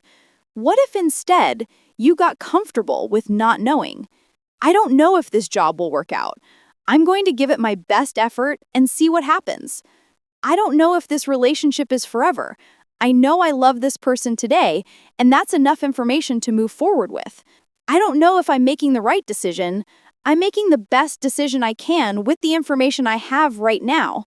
This isn't resignation. It's clarity. It's seeing reality as it is, fundamentally uncertain, inherently unpredictable, and yet manageable anyway. When you stop trying to create false certainty, you free up massive amounts of mental energy. You stop gaming out 17 scenarios. You stop trying to control variables that can't be controlled. You make your decision, you commit to it fully, and you let the outcome be what it is. This is how people with clear minds navigate uncertainty, not by eliminating it, but by accepting it and acting anyway. A woman named Rachel was paralyzed by a career decision: stay in the stable job she'd outgrown or take a risk on a startup that might fail. She spent 6 months spinning, making lists, seeking advice, changing her mind daily. The indecision was destroying her mental clarity. She couldn't focus on her current work because she was obsessing about the decision. She couldn't enjoy her personal life because the uncertainty was always there, creating background anxiety. Finally, a friend asked her, "What would you do if you knew you couldn't know which choice is right?" Something clicked. She realized she'd been trying to achieve certainty before making the decision, trying to predict the future with enough accuracy that the choice would be obvious, but that was impossible. The future was fundamentally unknowable. So she made a different decision. I'm going to choose based on which direction feels more aligned with who I want to become, not which one feels safer, and I'm going to trust that I can handle whatever comes from that choice. She chose the startup. It was scary, but the moment she decided, her mental clarity returned. The obsessive spinning stopped. She could be present again. She could think about other things. She'd released the impossible burden of trying to know the unknowable. The startup worked out well, but that's not the point. The point is that her clarity returned not when she made the right choice, but when she made a choice and released the need for certainty. This is what clear-minded people do. They gather information, they consult their values, they trust their judgment, and they move forward. They don't agonize endlessly. They don't need perfect information. They understand that clarity comes from decisive action, not from endless deliberation. Let me give you one more element of mental clarity: knowing what matters. Most people treat everything as equally important. Every email is urgent, every problem requires immediate attention, every opportunity must be seized, every relationship needs constant maintenance, every goal is a priority. This is impossible, and trying to do it creates the subjective experience of drowning. Clear-minded people have done the hard work of determining what actually matters to them. They've identified their 3 to 5 core priorities, not 20, not 10, but the few things that are genuinely non-negotiable. Everything else is negotiable. When a new demand arrives, they run it through their filter. Does this serve one of my core priorities? If yes, I'll give it real attention. If no, I'll do the minimum required or decline altogether. This sounds simple, but it's revolutionary, because most people say yes to everything, then wonder why they're exhausted and accomplishing nothing meaningful. They're busy with things that don't matter, while their actual priorities starve for attention. Clarity is knowing the difference and having the courage to act on that knowledge. Your mind can be sharp, your thinking can be precise, your judgment can be sound, but only if you maintain the tool. Stop long enough to sharpen the saw. Practical exercise, the Clarity Journal. This is your daily practice for sharpening your mind. It takes 5 to 10 minutes, ideally at the same time each day. Evening works best for most people. The goal is to process, release, and prepare, creating a clean slate for clear thinking. What you need: a notebook or digital document used only for this purpose. Keep it simple, private, and accessible. The 5 questions. Answer each in 2 to 3 sentences maximum. Question 1. What consumed my mental energy today? List the things that took up significant mental space: problems you chewed on, decisions you grappled with, worries that circulated, conversations that stuck with you. Just name them. You're creating inventory, not analyzing. Example: the conflict with my coworker, whether to say yes to the extra project, worry about my daughter's grades, that comment my partner made that felt critical. Question 2. Which of these actually required my energy? Look at your list from question 1. Put a check mark next to items that were A, within your control, B, actually your responsibility, and C, actionable right now. Everything without a check mark consumed your energy unnecessarily. Notice how much of what drained you today didn't need to. Question 3. What's one thing I can release? Choose something from your list that you're ready to stop carrying. Maybe it's a worry you can't do anything about, or a decision that doesn't need to be made yet, or someone else's problem you've been holding. Write, I'm releasing, specific thing. It's not mine to carry right now. Feel the difference between thinking about it and actively choosing to let it go. Question 4. What's one decision I'm avoiding? Often mental fog comes from unmade decisions that accumulate like dirty dishes. Identify one decision you've been circling around, large or small, and then either make the decision right now if you have enough information, or B, schedule a specific time to make it, or C, acknowledge you're waiting for more information and give yourself permission to stop thinking about it until that information arrives. Question 5. What deserves my clear attention tomorrow? Identify 1 to 3 things, maximum, that genuinely deserve your best thinking tomorrow. Not everything on your to-do list, the few things that align with your actual priorities and require mental clarity. Writing them down clears them from background processing. Your mind can rest knowing you've got them captured. The weekly deeper dive, 10 minutes, once per week. At the end of the week, review your 5 daily entries. Look for patterns. What consistently drains your mental energy? What decisions are you chronically avoiding? What thoughts keep showing up that aren't serving you? Where do you need better boundaries to protect your clarity? Then set one concrete intention for the coming week. This week, I will stop engaging with specific thought pattern. This week, I will make a decision about specific thing I've been avoiding. This week, I will say no to specific type of request that clutters my mind. Advanced practice, the thought audit. Once you've done this for 2 weeks, add one extra step. When you notice mental fog during the day, stop and ask, how many browser tabs do I have open in my mind right now? Actually count them. Every unprocessed decision, every incomplete task, every unresolved conversation, every worry you're carrying. Write the number down. Then ask, which 3 actually need to be open right now? The rest can close. This practice alone can dramatically increase your daily clarity. Remember, you're not trying to eliminate all mental activity. You're creating space for the thinking that actually matters. You're sharpening the saw so it can cut cleanly when you need it. Your mind is your most valuable tool. Treat it accordingly. Chapter 6. Breaking the Panic Loop. There's a moment in every panic attack where the panic becomes about the panic itself. You feel your heart racing, and then you panic about your heart racing. You notice you can't catch your breath, and then you panic about not being able to breathe. The fear feeds itself, grows exponentially, creates a loop that feels inescapable. And in that moment, you're not afraid of whatever triggered it anymore. You're afraid of what's happening inside your own body.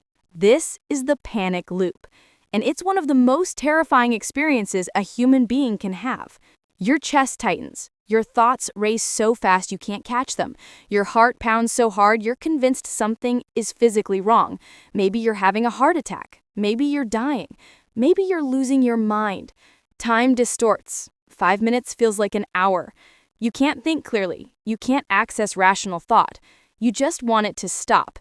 And the desperation to make it stop makes it worse. If you've experienced this, you know exactly what I'm describing. And if you haven't, I want you to understand what people go through, because dismissing panic as just anxiety or telling someone to calm down is like telling someone drowning to just swim. In the moment, they can't.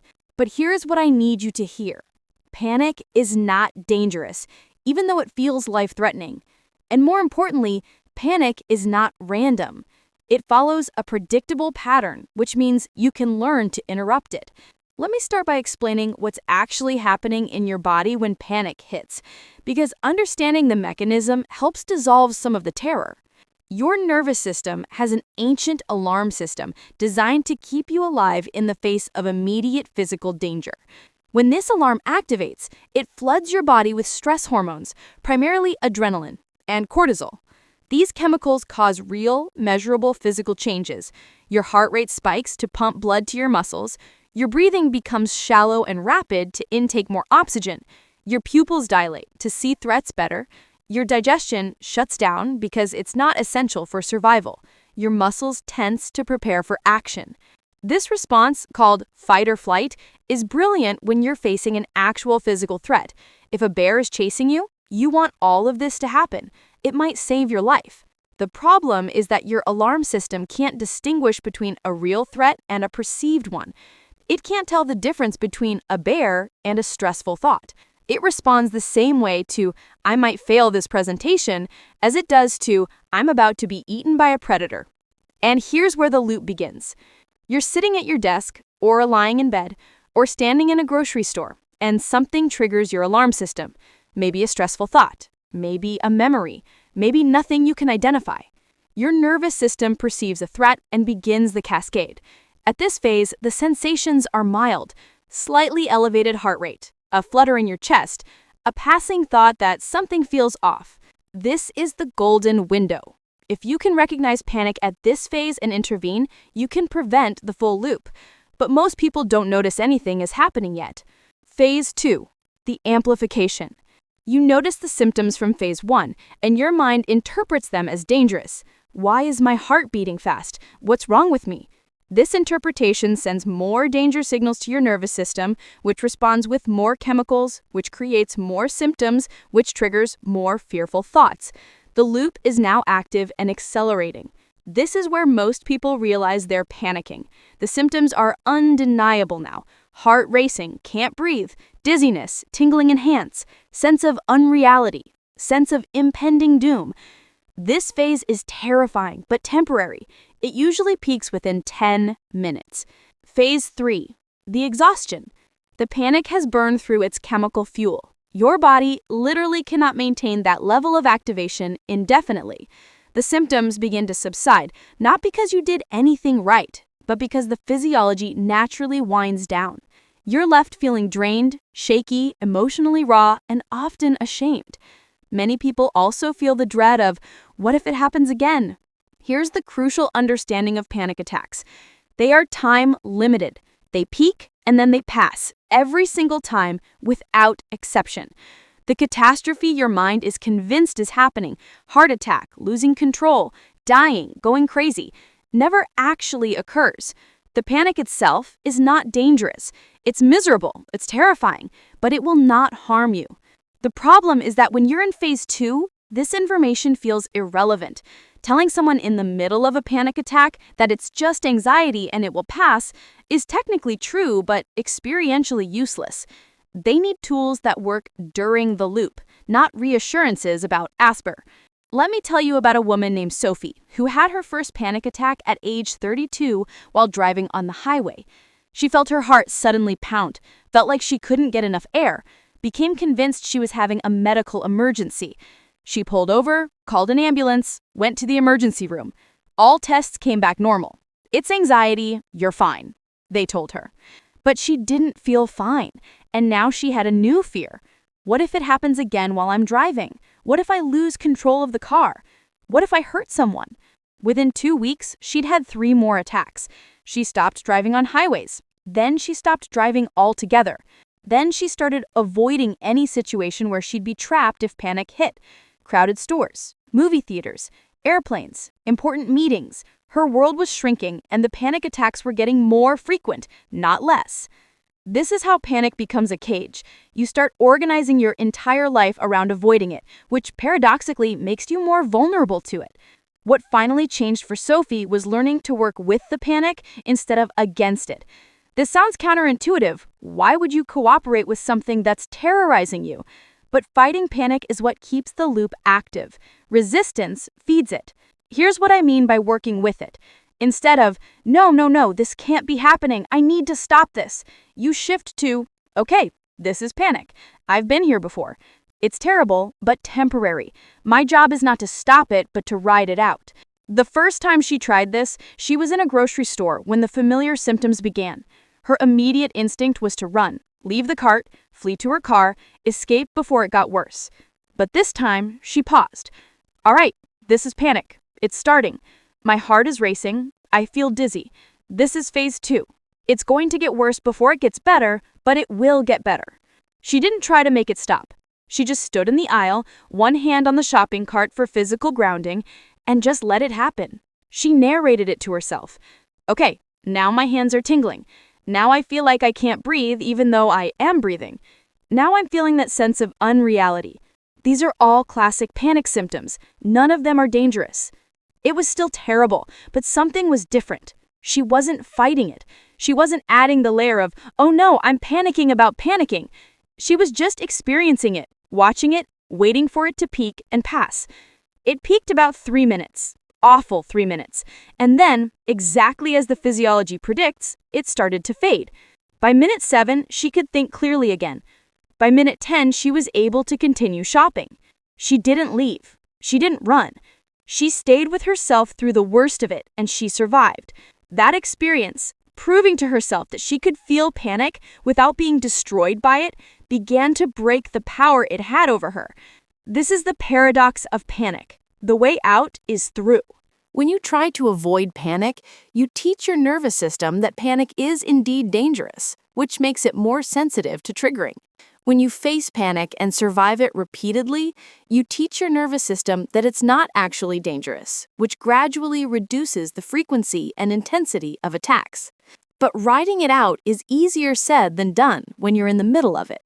You need specific tools that interrupt the physiological loop, not just mental reassurance. Let me teach you the most effective interventions organized by which phase of panic you're in. Interrupting phase 1. The trigger. If you catch panic early, that first flutter, that subtle sense something is off, you can sometimes prevent the full cascade. The key is immediate action. Name it out loud. This is my nervous system reacting. I'm safe. Speaking engages your prefrontal cortex, which inhibits the amygdala. Change your physical state immediately. Stand up if you're sitting, sit down if you're standing, splash cold water on your face, do 10 jumping jacks. Movement metabolizes stress hormones before they accumulate. Call someone and talk about anything neutral. Social engagement activates your calming system. Working with phase 2, the amplification. When you're in the full loop, your job is not to stop it, but to avoid making it worse. Here's what actually helps. The grounding technique. Your mind is in the future, imagining catastrophe. Grounding brings you back to right now, where you're actually safe. Look around and name 5 things you can see. Step 2. The physical anchor. 30 seconds. Your mind is unmoored. Create immediate physical grounding. If standing, press your feet firmly into the ground. Feel your weight. Flex your leg muscles. You're rooting yourself like a tree. If sitting, press your back against the chair, press your feet into the floor, and place both hands flat on your thighs. Feel every point of contact. Regardless of position, press your tongue firmly to the roof of your mouth. This is a powerful grounding technique. The pressure sends calming signals to your nervous system. Don't skip this step. Physical anchoring is not metaphorical. it's neurological. Step 3, the breath regulation. 2 minutes minimum. Now that you're anchored, begin the exhale-focused breathing pattern. This is the most important physiological intervention. Breathe in through your nose for 4 counts. Don't force it deep, normal breath. Hold for 2 counts. Breathe out through your mouth for 8 to 10 counts. This is the crucial part. Make the exhale long and slow, like blowing through a straw. Pause for 2 counts. Repeat for at least 10 cycles. Count out loud if possible. Hearing your voice helps. If you can't count to 8 on the exhale at first, start with 6 and work up to it. The long exhale activates your parasympathetic nervous system, telling your body the danger has passed. Step 4, the sensory return. 90 seconds. While continuing the breath pattern, you can do both simultaneously. Bring your attention to your immediate environment using the 5, 4, 3, 2, 1 technique. C. Look around and name 5 specific things, not just chair, but the wooden chair with the blue cushion. Details matter. Touch. Physically touch 4 things and describe the texture. The cool metal of this doorknob, the rough fabric of this couch. Hear. Identify 3 distinct sounds. Traffic outside, the hum of the refrigerator, your own breathing. Smell. Notice 2 smells in your environment, even if it's just the smell of this room or the soap on my hands. Taste. Name 1 thing you can taste. Your toothpaste from this morning, or your coffee, or just the inside of your mouth. This forces your attention out of catastrophic future thinking and into the present sensory moment where panic cannot exist. Step 5, the compassionate wait, as long as needed. You've done the interventions. Now you wait. Panic peaks at 10 minutes maximum, usually sooner. Your job is to stay anchored and breathing while it crests and subsides. Say to yourself, I'm safe. This is temporary.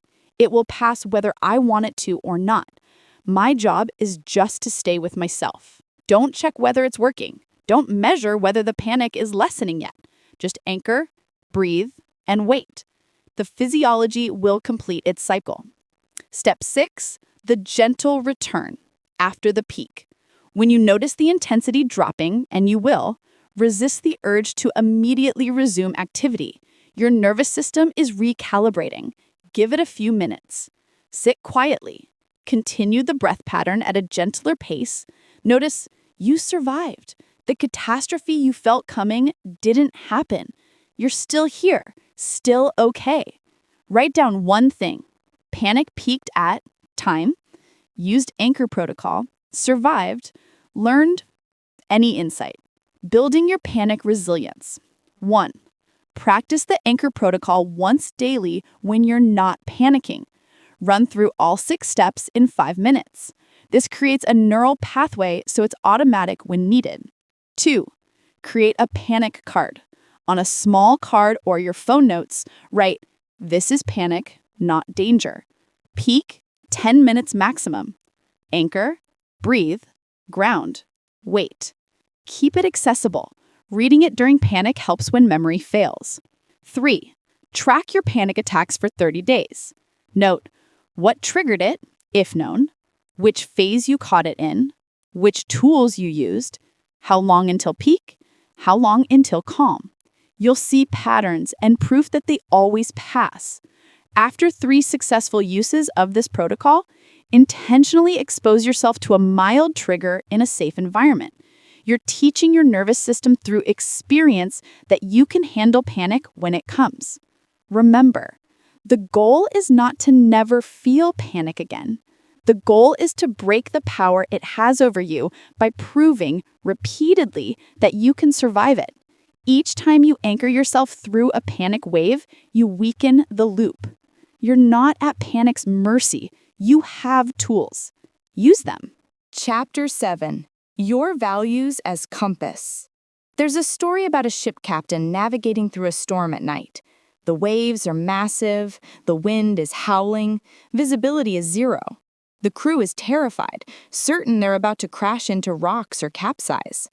But the captain stays calm, making small adjustments to the wheel, keeping the ship on course. When they finally reach safe harbor, someone asks him, "How did you know which way to go? How did you navigate when you couldn't see anything?" The captain points upward. "The North Star. The storm can't move it.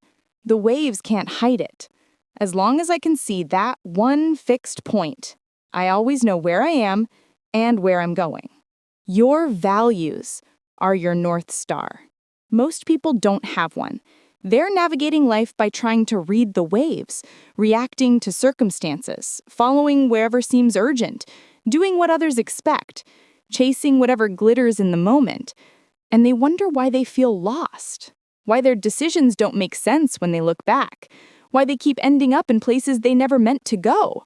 It's because they're navigating without a compass. They have no fixed point to orient themselves toward when everything else is chaos. Let me be clear about what I mean by values, because the word gets used carelessly. I'm not talking about vague virtues like be a good person or borrowed ideals that sound nice but don't actually guide your choices. I'm talking about the specific principles that, when you honor them, make you feel like you're living as yourself, and when you violate them, create a deep sense of wrongness, even if no one else notices. Your values are not what you think you should value, what your parents taught you to value, what your culture says you should prioritize, what looks good on social media, what would make you seem impressive. Your values are what actually matter to you, whether or not it makes sense to anyone else. Let me show you the difference. Two people are offered the same promotion. More money, more prestige, more responsibility, but also longer hours and frequent travel. Person one takes it immediately. They value achievement and financial security above almost everything else. The promotion aligns perfectly with their compass. The sacrifices are real, less time with family, less personal freedom, but they're willing sacrifices because they're in service of what truly matters to them. Person two agonizes over the decision for weeks. They say yes because it seems like the right choice. You don't turn down opportunities like this. But from day one, something feels wrong. They're more successful on paper, but increasingly miserable. Why? Because their actual values, freedom, presence with loved ones, creative work, are being violated daily. They're succeeding by someone else's definition while failing by their own. Same choice, opposite outcomes. The difference is alignment with values. Most people are person two. They're chasing goals that don't actually align with what matters to them. They're living by inherited values, things their family or culture told them should matter, without ever questioning whether those values are actually theirs. A man named David spent 15 years building a law career because that's what smart people from my family do. He was successful, respected, financially comfortable, and completely empty.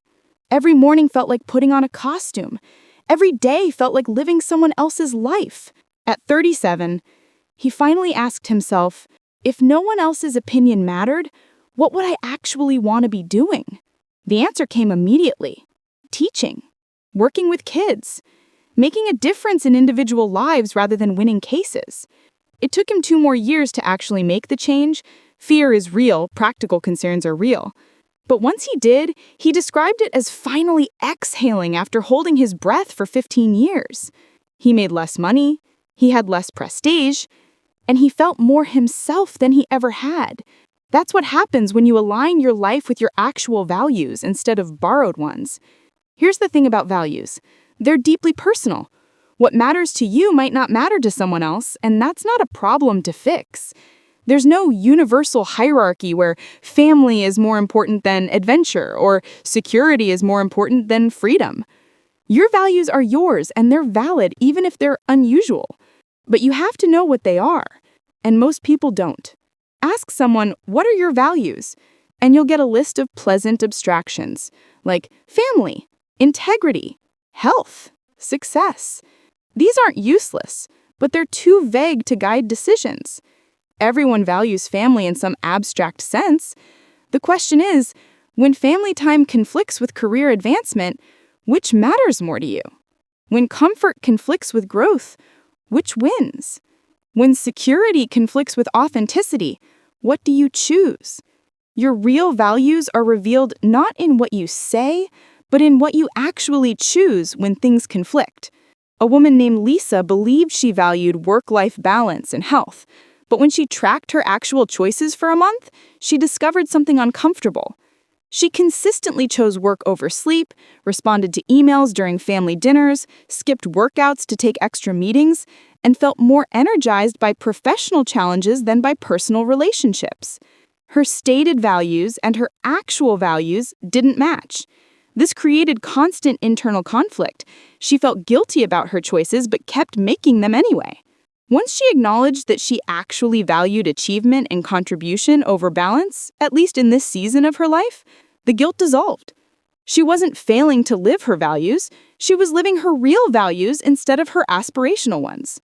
This is crucial. You can't live with integrity if you're not honest about what you actually value.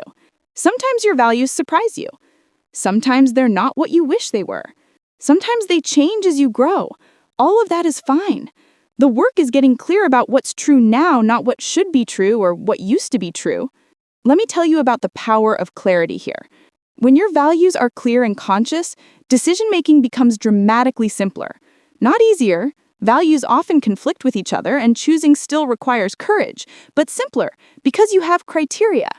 Instead of, should I take this job? Let me make endless pro and con lists, seek 17 opinions, and agonize for 3 months, you get, does this align with my core values of autonomy and creativity, or does it violate them in exchange for security?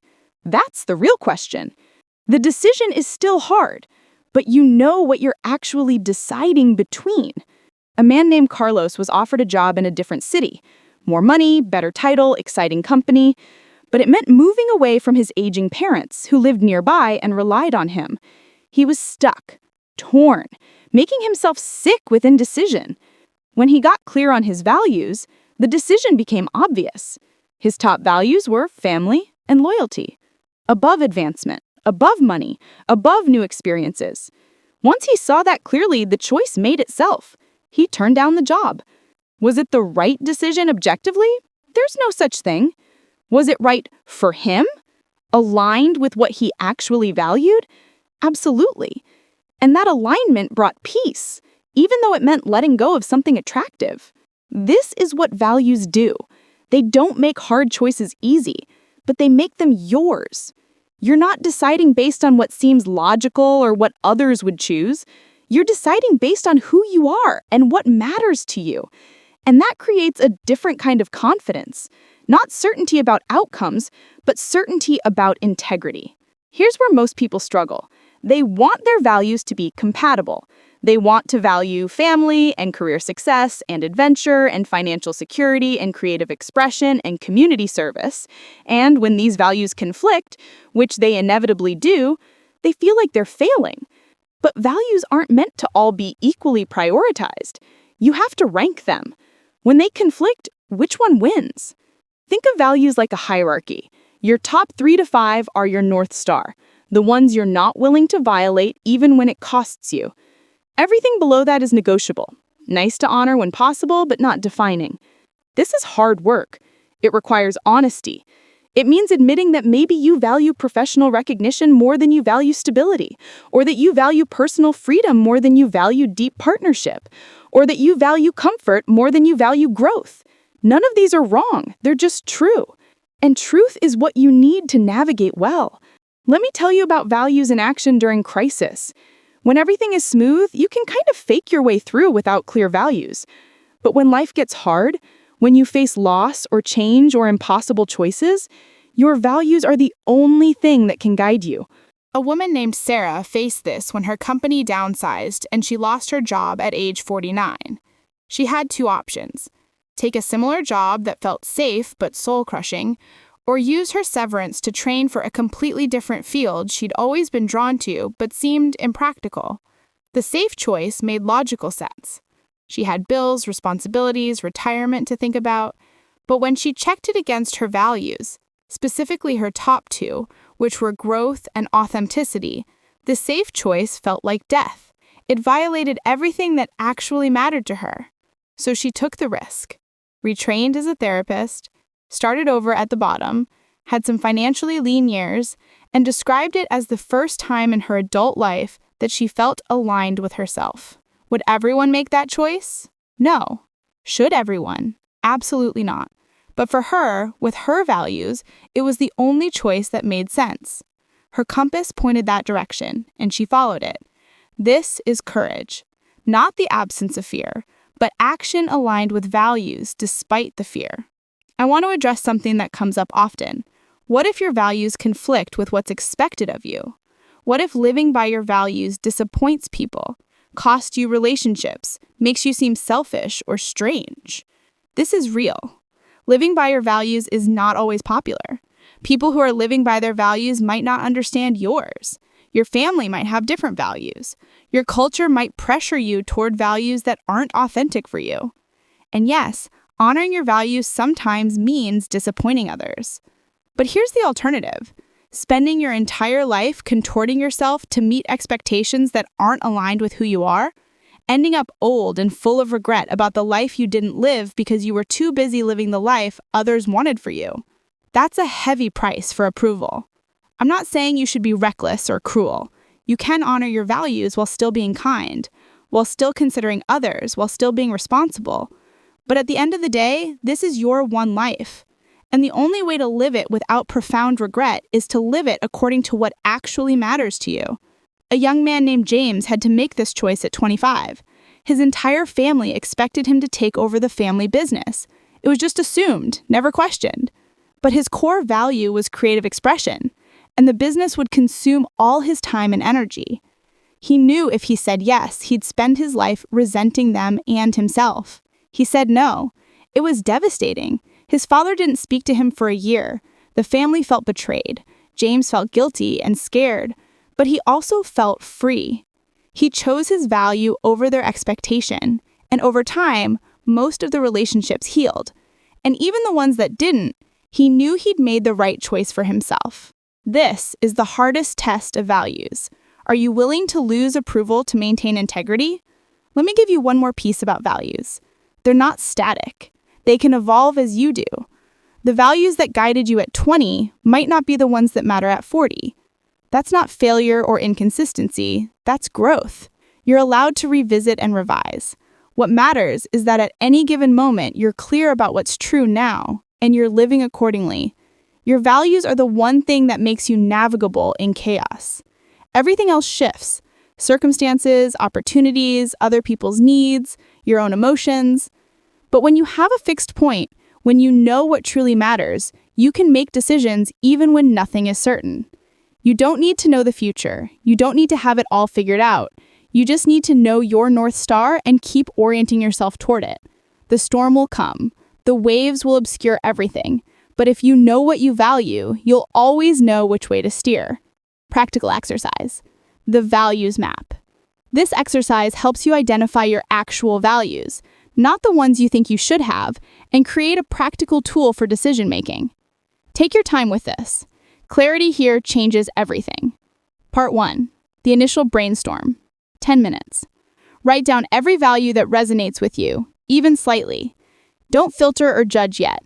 Consider these categories to prompt thinking. Relationship values: connection, loyalty, independence, intimacy, family, friendship, community, solitude. Work values: achievement, creativity, security, impact, autonomy, collaboration, leadership, service, mastery, recognition. Personal values: growth, comfort, adventure, stability, authenticity, discipline, freedom, health, pleasure, learning. Meaning values: spirituality, contribution, legacy, justice, beauty, truth, wisdom. Your list might have 20 to 30 items. That's fine. You're generating options, not choosing yet. Part 2, the conflict test. 15 minutes. Now, the real work. Narrowing to what actually matters most. Values reveal themselves through forced choices. Create pairs that conflict and choose. Achievement or peace. Security or freedom. Family or career. Comfort or growth. Independence or connection. Recognition or authenticity. adventure or stability, helping others or personal success. Be ruthlessly honest. Not what should matter more, but what does matter more to you when you can't have both. Track which values consistently win. Part 3, the evidence check. 10 minutes. Look at your last 5 major decisions. What values do they reveal? Example, you chose to work late instead of attend a social event. Maybe you value achievement over social connection, at least currently. Example, you turned down a high-paying job because the culture felt wrong. Maybe you value authenticity over financial security. Your actual choices reveal actual values. Where your time, money, and energy consistently go, that's what you truly value, regardless of what you say. Do your stated values match your choice patterns? If not, which is true, what you say or what you do? Part 4. Identify your top 5. 5 minutes.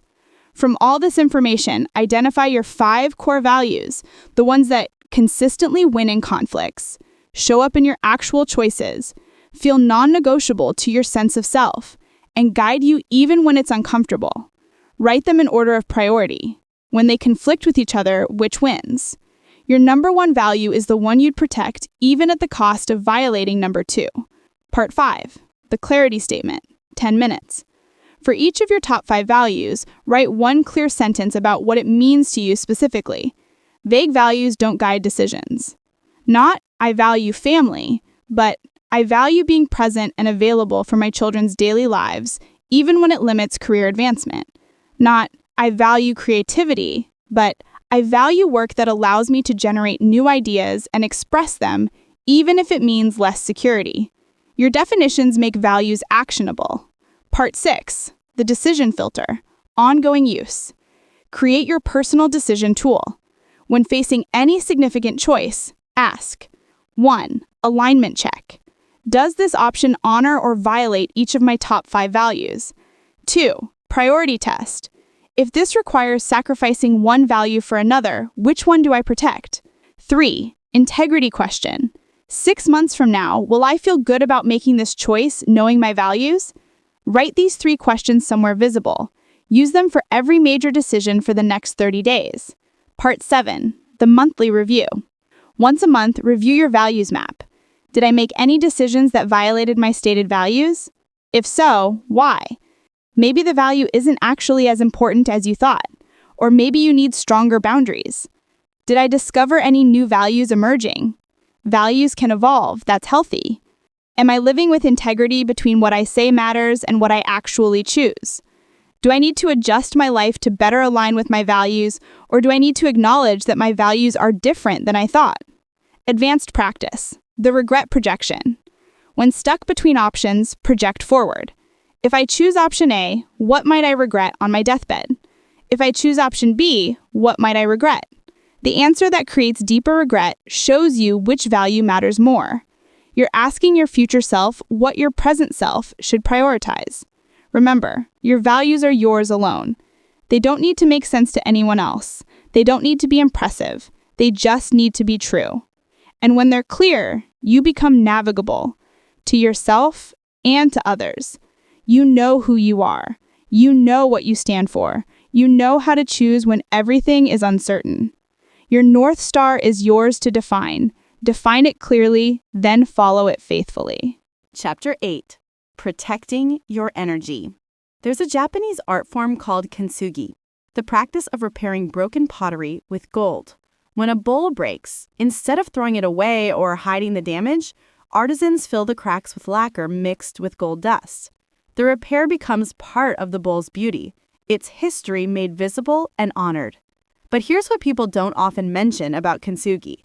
Before the repair can happen, the artisan must first carefully gather every single piece of the broken bowl.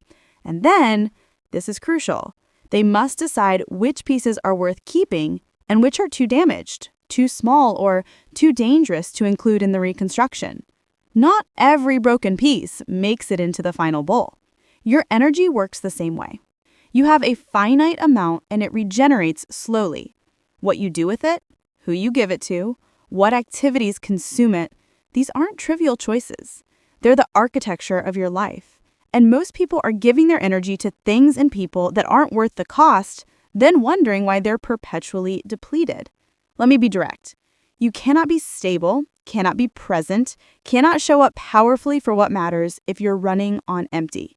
And you will always be running on empty if you don't learn to protect your energy like the precious, limited resource it is. Most people operate like a phone with 20 apps running in the background, battery draining constantly. No idea why they're always at 12% by noon.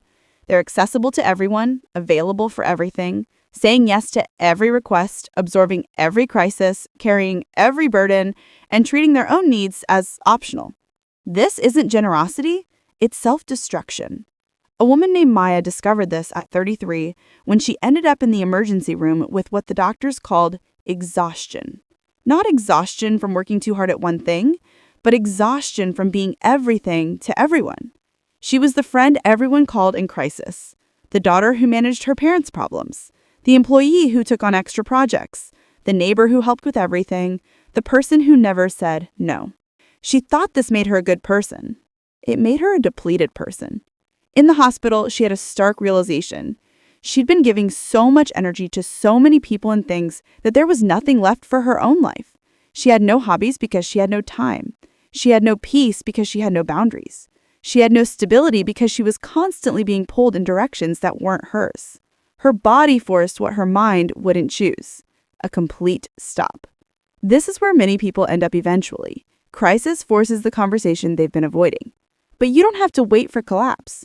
You can become conscious about energy now before your body makes a decision for you. Let me introduce you to a framework that changed how I think about this. Energy drains versus energy sources. Energy drains are people, activities, environments, or commitments that leave you feeling more depleted after engaging with them than before. Not just tired. That can be normal after good work. Depleted. Emptied out. Less yourself. Dragged down. Energy sources are the opposite. They restore you, fill you back up, leave you feeling more capable and more yourself, even if they require effort. The trick is that these aren't universal. What drains one person energizes another. For some people, a party with 50 people is energizing. They feed off social interaction. For others, that same party is severely draining, and they need 2 days alone to recover. Neither is wrong. Your nervous system has its own specific needs, and trying to override them because you think you should enjoy something is futile. The question isn't, should this drain me? The question is, does this drain me? And then, is it worth the cost? Here's where people get confused. They think that if something is good or important, it shouldn't drain them. But that's not how energy works. Important things can absolutely drain you. Raising children is important and profoundly draining. Caring for aging parents is meaningful and exhausting. Building a business you believe in takes everything you have. The question isn't whether to avoid all drains, it's whether you're choosing your drains consciously and whether you're replenishing what you spend. Let me show you the math that most people don't do. You have, say, 100 units of energy per day. The number doesn't matter, it's the principle. Every activity, person, and commitment costs energy. Some give energy back. By the end of the day, if you're at 0 or below, you're depleted. If you're consistently depleting yourself, you're headed for breakdown. Most people spend like this. Job, 50 units. Commute, 10 units. Managing other people's emotions, 15 units. Scrolling social media, 10 units. Reading about things they can't control, 10 units. Actual restoration, 0 units. They end the day at -5, go to sleep still depleted, wake up at maybe 60 units instead of 100, and repeat. They're operating at a deficit, compounding daily. Now imagine spending like this. Job, 50 units. Saying no to draining commitments, plus 10 units saved. 30-minute walk in nature, plus 15 units. Dinner with one close friend, plus 10 units. Reading before bed, plus 5 units. Actually sleeping well, plus 20 units restoration. Different math, different outcome. Same amount of time. The shift is becoming conscious about where your energy goes and what gives it back. A man named Robert made a list once, just as an experiment. He tracked everything he did in a week and marked whether it was a drain or a source. The results shocked him. His weekly friends dinner he thought he enjoyed? Drain. It was with people he'd outgrown but felt obliged to see. His commute listening to news? Massive drain. He was absorbing catastrophe for an hour each way. His volunteer commitment that he kept because it looked good? Drain. He resented every minute but couldn't admit it. He protected 1 hour every Saturday for something that restored him. His energy levels changed within 2 weeks. Not because his life got easier, but because he stopped hemorrhaging energy on things that didn't deserve it. This is energy protection. Becoming ruthless about what gets your limited resources. Let me address the guilt that's probably coming up right now. You might be thinking, but what about my responsibilities? What about being there for people? What about not being selfish? Here's the truth. You cannot sustainably give from an empty well. You cannot show up powerfully for anyone when you're depleted. The people and things that genuinely matter to you deserve your energy, which means you need to protect it from everything that doesn't deserve it. Being available to everyone means being truly present for no one, including yourself. There's a concept in emergency medicine, triage. When resources are limited, you have to decide who gets treatment first. You don't treat everyone equally. You prioritize based on who needs it most and who has the best chance of survival. It sounds harsh, but it's how you save the most lives. Your energy requires triage. Some people and commitments are life-sustaining. Your children, your closest relationships, your health, your core work, these get priority. They're worth significant energy expenditure. Some are important but not urgent. They matter but can be scheduled for when you have surplus energy. Some are optional, nice if you have energy left over, but not essential. And some are actively harmful, drains that give nothing back, that leave you worse off, that need to be eliminated entirely. Most people treat everything as equally deserving of their energy. This is why they're always exhausted. Let me address the hardest category, people that drain you. Not all relationships are equal. Some people, when you spend time with them, leave you feeling energized, seen, more yourself. Others, even if you care about them, leave you feeling drained, small, anxious, or exhausted. Sometimes it's their fault. They're users or emotionally vampiric or toxic. But often it's nobody's fault. It's just incompatibility. Their nervous system and yours don't work well together. What they need from a relationship and what you can sustainably give don't match. This is painful to acknowledge because we're taught that caring about someone means being endlessly available to them. But that's not sustainable. And relationships built on one person's constant depletion eventually collapse anyway. A woman named Jessica had a friend, we'll call her Lauren, who'd been in her life for 15 years. Every phone call with Lauren left Jessica feeling heavy, anxious, and exhausted. Lauren was always in crisis, always needed emotional support, always took and rarely gave. Jessica kept showing up because that's what friends do, and because of their history. But history isn't a reason to stay in something that's actively draining you. Jessica finally acknowledged the truth. This friendship cost more than it gave. And she had a choice: keep depleting herself out of guilt and obligation, or protect her energy by changing the terms of the relationship. She chose protection. She didn't end the friendship dramatically. She just stopped being available in the same way. She let calls go to voicemail sometimes. She set boundaries around how long they'd talk. She stopped treating Lauren's crises as emergencies she had to fix. Lauren pulled away, hurt, and Jessica grieved that. But she also noticed something. She had energy now for the friendships that actually fed her. She could show up fully for people who reciprocated. She could be present for her own life. The loss was real, but the gain was bigger. This is the hard truth about energy protection.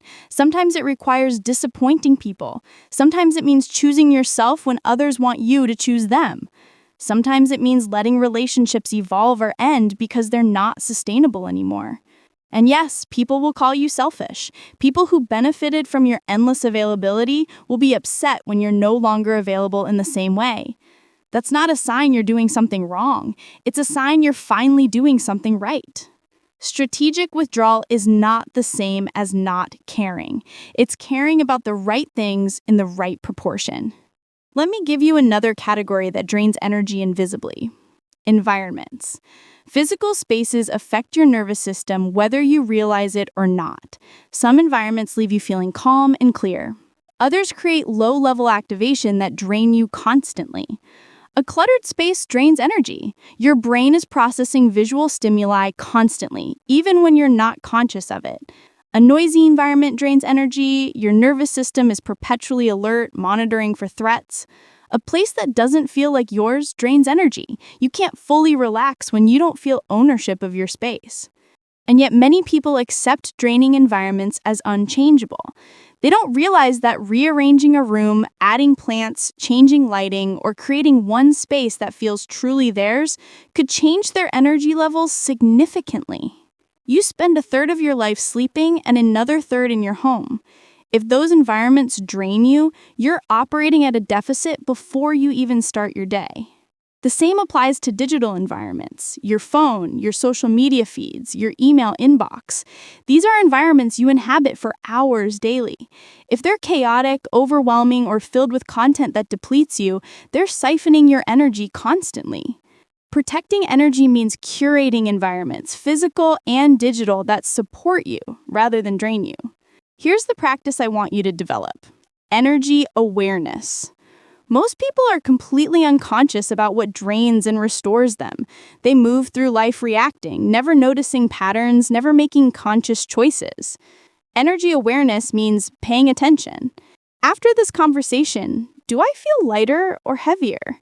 After this activity, do I have more energy or less?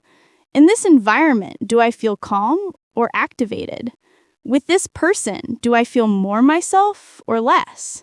You're gathering data, and then you're using that data to make different choices. Not immediately, not perfectly, but gradually. You start saying no to the things that consistently drain you. You start saying yes to the things that restore you.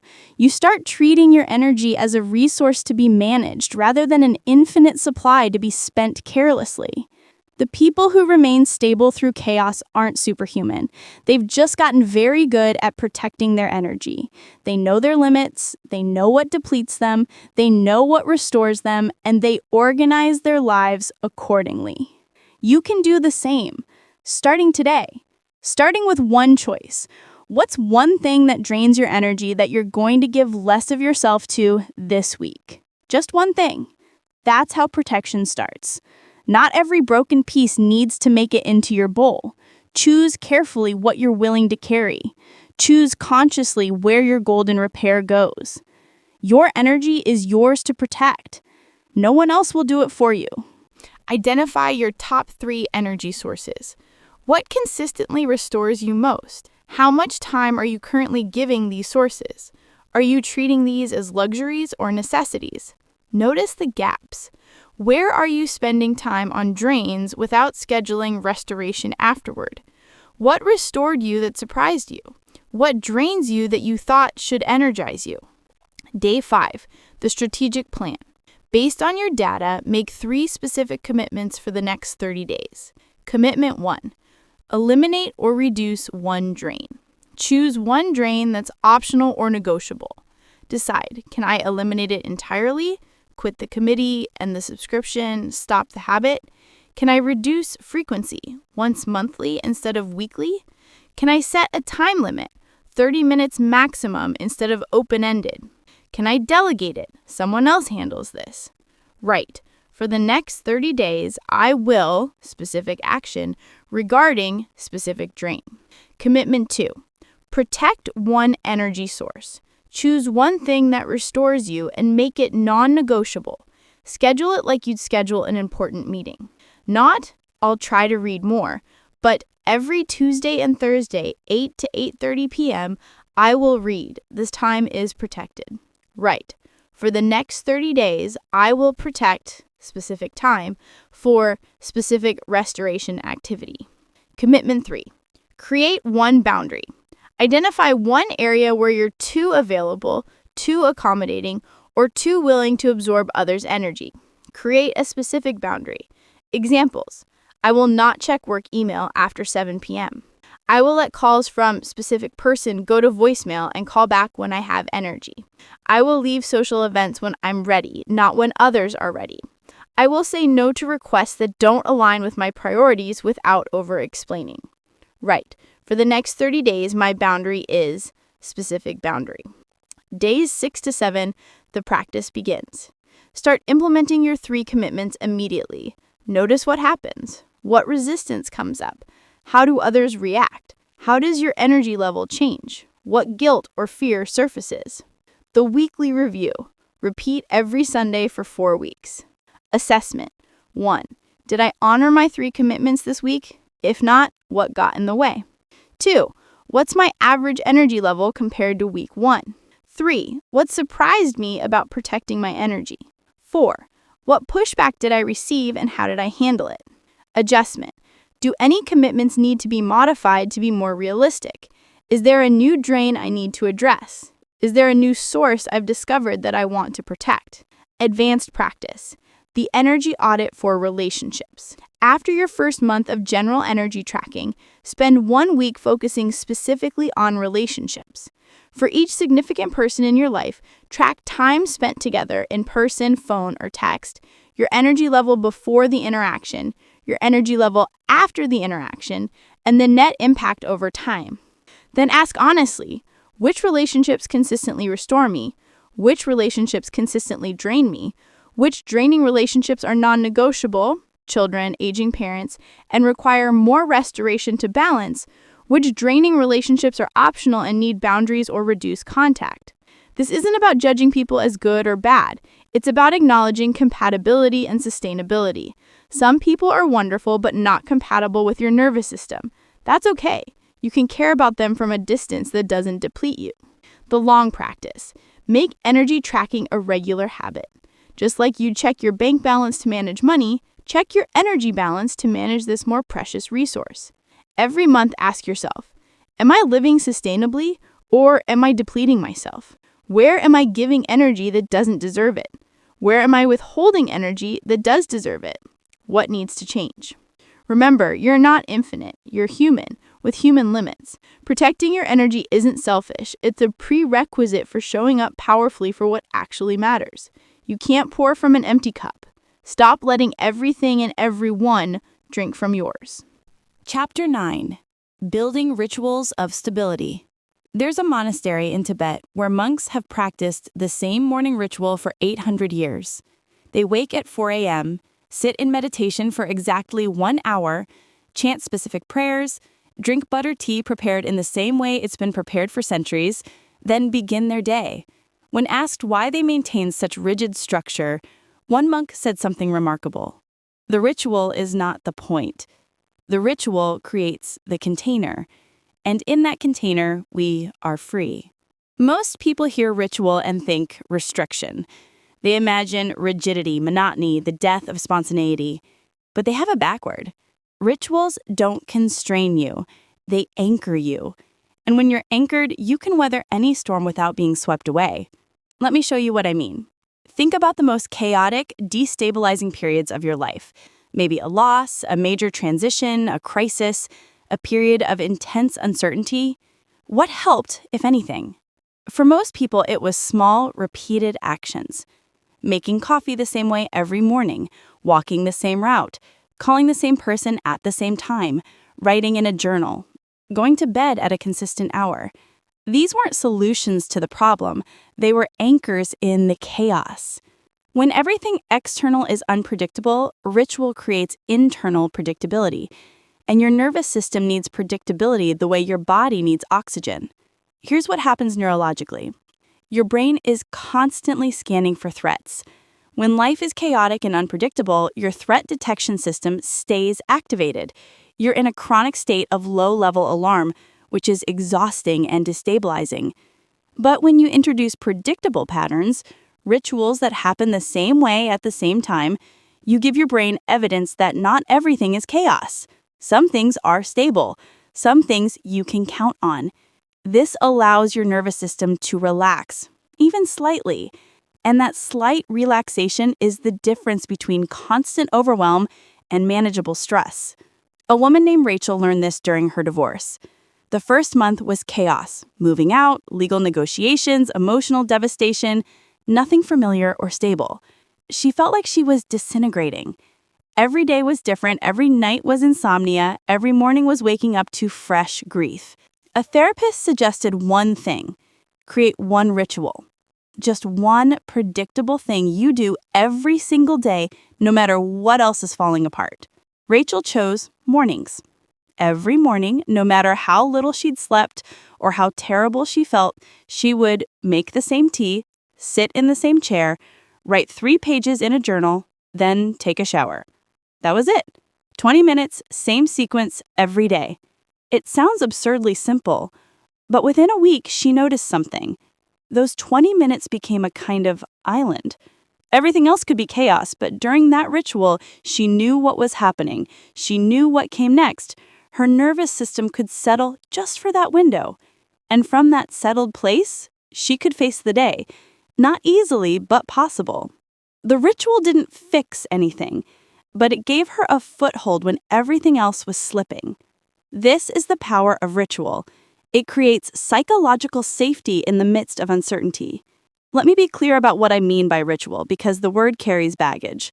I'm not talking about religious ceremony, though that can be ritual. I'm not talking about superstition or magical thinking. I'm talking about intentional, repeated actions that serve a specific purpose, anchoring your nervous system, marking transitions, or creating space for what matters. A ritual has 3 qualities. First, it's specific. Not, I'll try to relax in the evening, but at 8 p.m. I will make herbal tea, turn off screens, and read for 30 minutes. The specificity creates the predictability your nervous system needs. Second, it's consistent. Rituals work through repetition. Doing something once is an action. Doing it the same way repeatedly is a ritual. The power accumulates over time, creating neural pathways that make the behavior automatic and the benefits cumulative. Third, it's meaningful to you. The content doesn't matter universally. What matters is that you find it stabilizing, grounding, or restorative. Your ritual might look ridiculous to someone else. That's irrelevant. It's not for them. Most people have accidental rituals, habitual behaviors they've fallen into without intention. Morning coffee, scrolling before bed, Sunday grocery shopping. These provide some structure, but they're not optimized for stability. They just happen. What I'm inviting you to do is become intentional, to design rituals that specifically support your stability, then protect them with the same vigilance you'd protect any essential resource.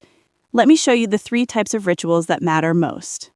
Morning rituals, setting your foundation. How you begin your day determines your baseline for everything that follows. If you start reactive, grabbing your phone, checking email, absorbing news and others' demands, you begin the day from a place of depletion and reactivity. Your nervous system starts activated and you're trying to catch up from that deficit all day. But if you start with ritual, actions that are yours, that ground you, that remind you who you are before the world makes its demands, you begin from a place of stability. You're not catching up, you're starting ahead. A man named Thomas had started every day the same way for years. Alarm goes off, hit snooze twice, grab phone, scroll social media and news for 20 minutes while still in bed, rush to get ready, leave the house already stressed. By 9 a.m., he felt behind, anxious, and reactive. He changed one thing. He moved his phone charger to the bathroom, so he had to get up to turn off the alarm. And once up, instead of immediately checking his phone, he did a 5-minute sequence, splashed cold water on his face, did 20 push-ups, made coffee, sat on his porch for 5 minutes with no device, just being present. Then, and only then, he checked his phone. 10 minutes. That's all. But it changed the quality of his entire day. He started from a place of groundedness instead of reaction. His nervous system was calm instead of activated. By 9 a.m., he felt centered instead of chaotic. Your morning ritual doesn't need to be elaborate. It needs to be consistent and intentional.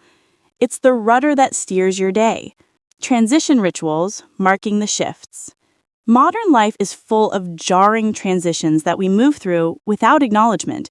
You go from a stressful work call directly into making dinner for your kids, from sitting in traffic to walking into your home, from conflict to sleep. Your nervous system doesn't have time to complete one experience before the next one begins. So you carry residue from every transition, accumulating activation throughout the day. Transition rituals create buffer space. They allow one experience to complete before the next begins. A woman named Lisa created a simple transition ritual between work and home.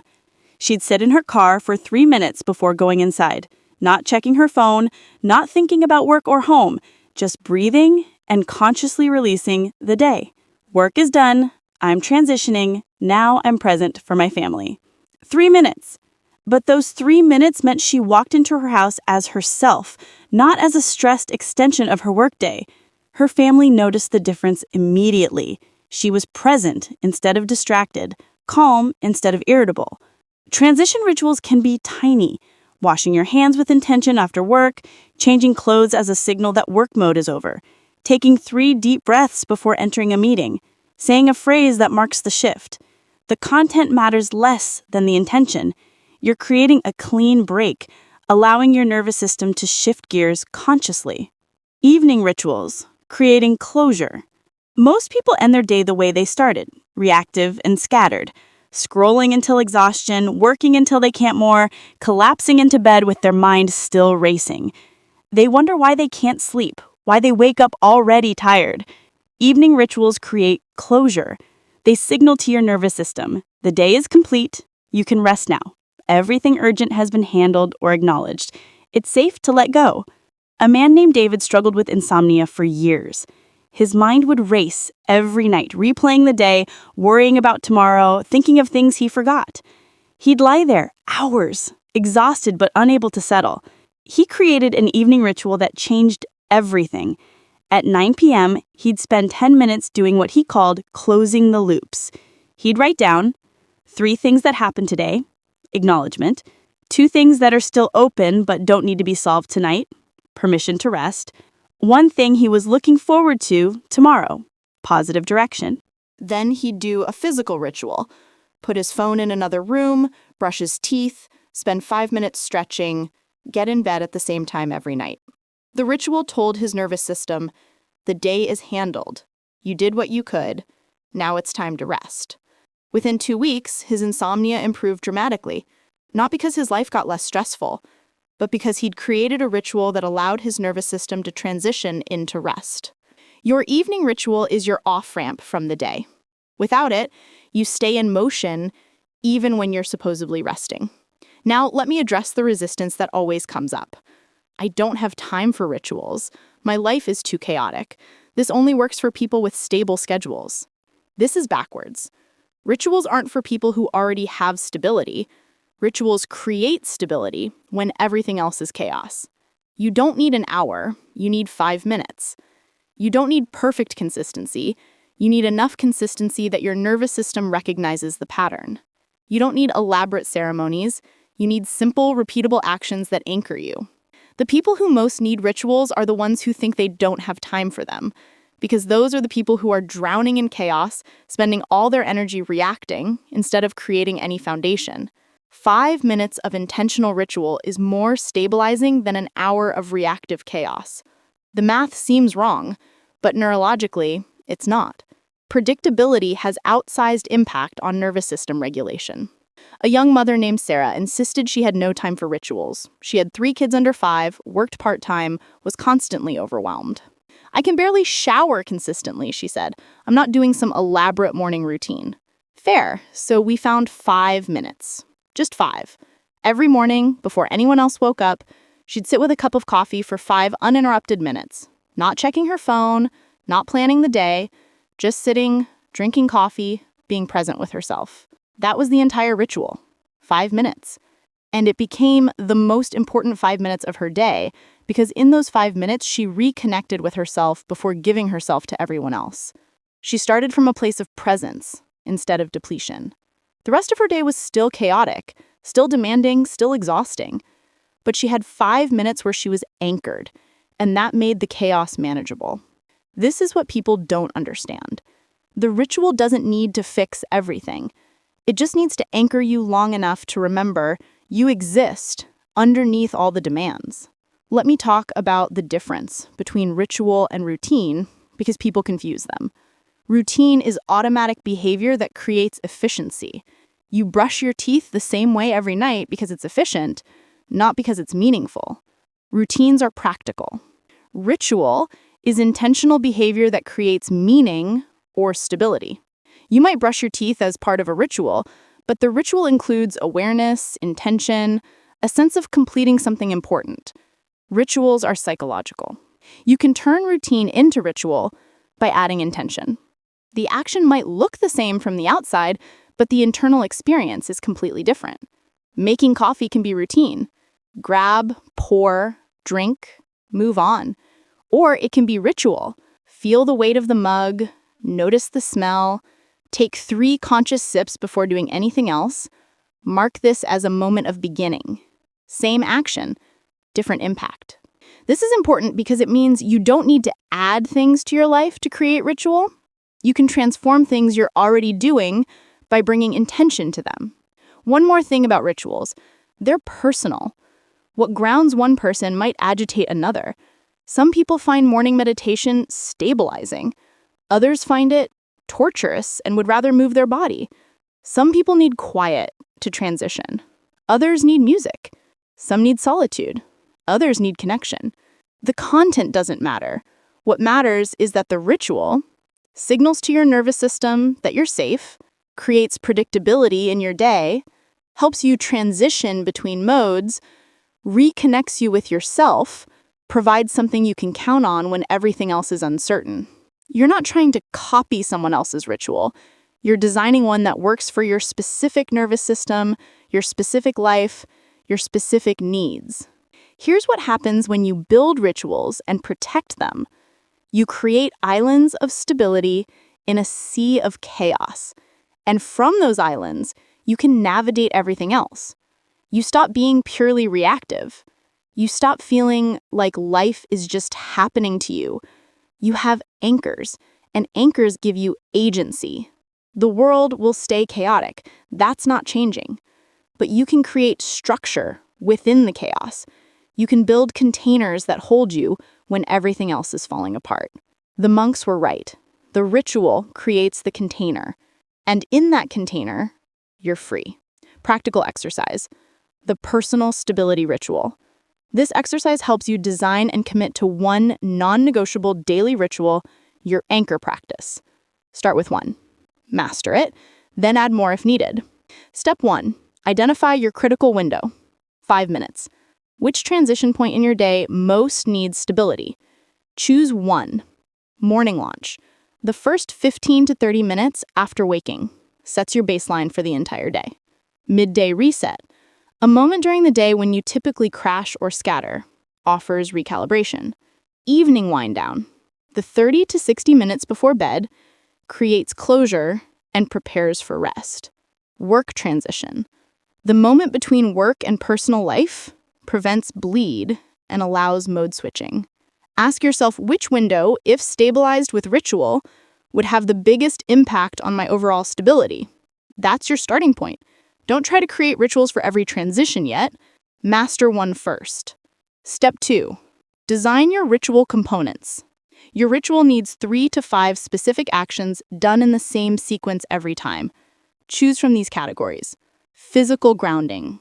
Cold water on face, brief movement, stretching, push-ups, or walking.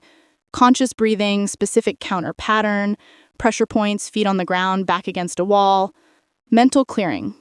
A 3-page journal dump, 5-minute meditation or stillness, gratitude listing 3 specific things, reviewing intentions or values, sensory anchoring, making tea or coffee with full attention, lighting a candle, specific music or sounds, touching specific objects like stone, fabric, or photo, symbolic marking, changing clothes to signal transition, washing hands or face intentionally, speaking a phrase or word that marks the shift, closing a door, turning off devices.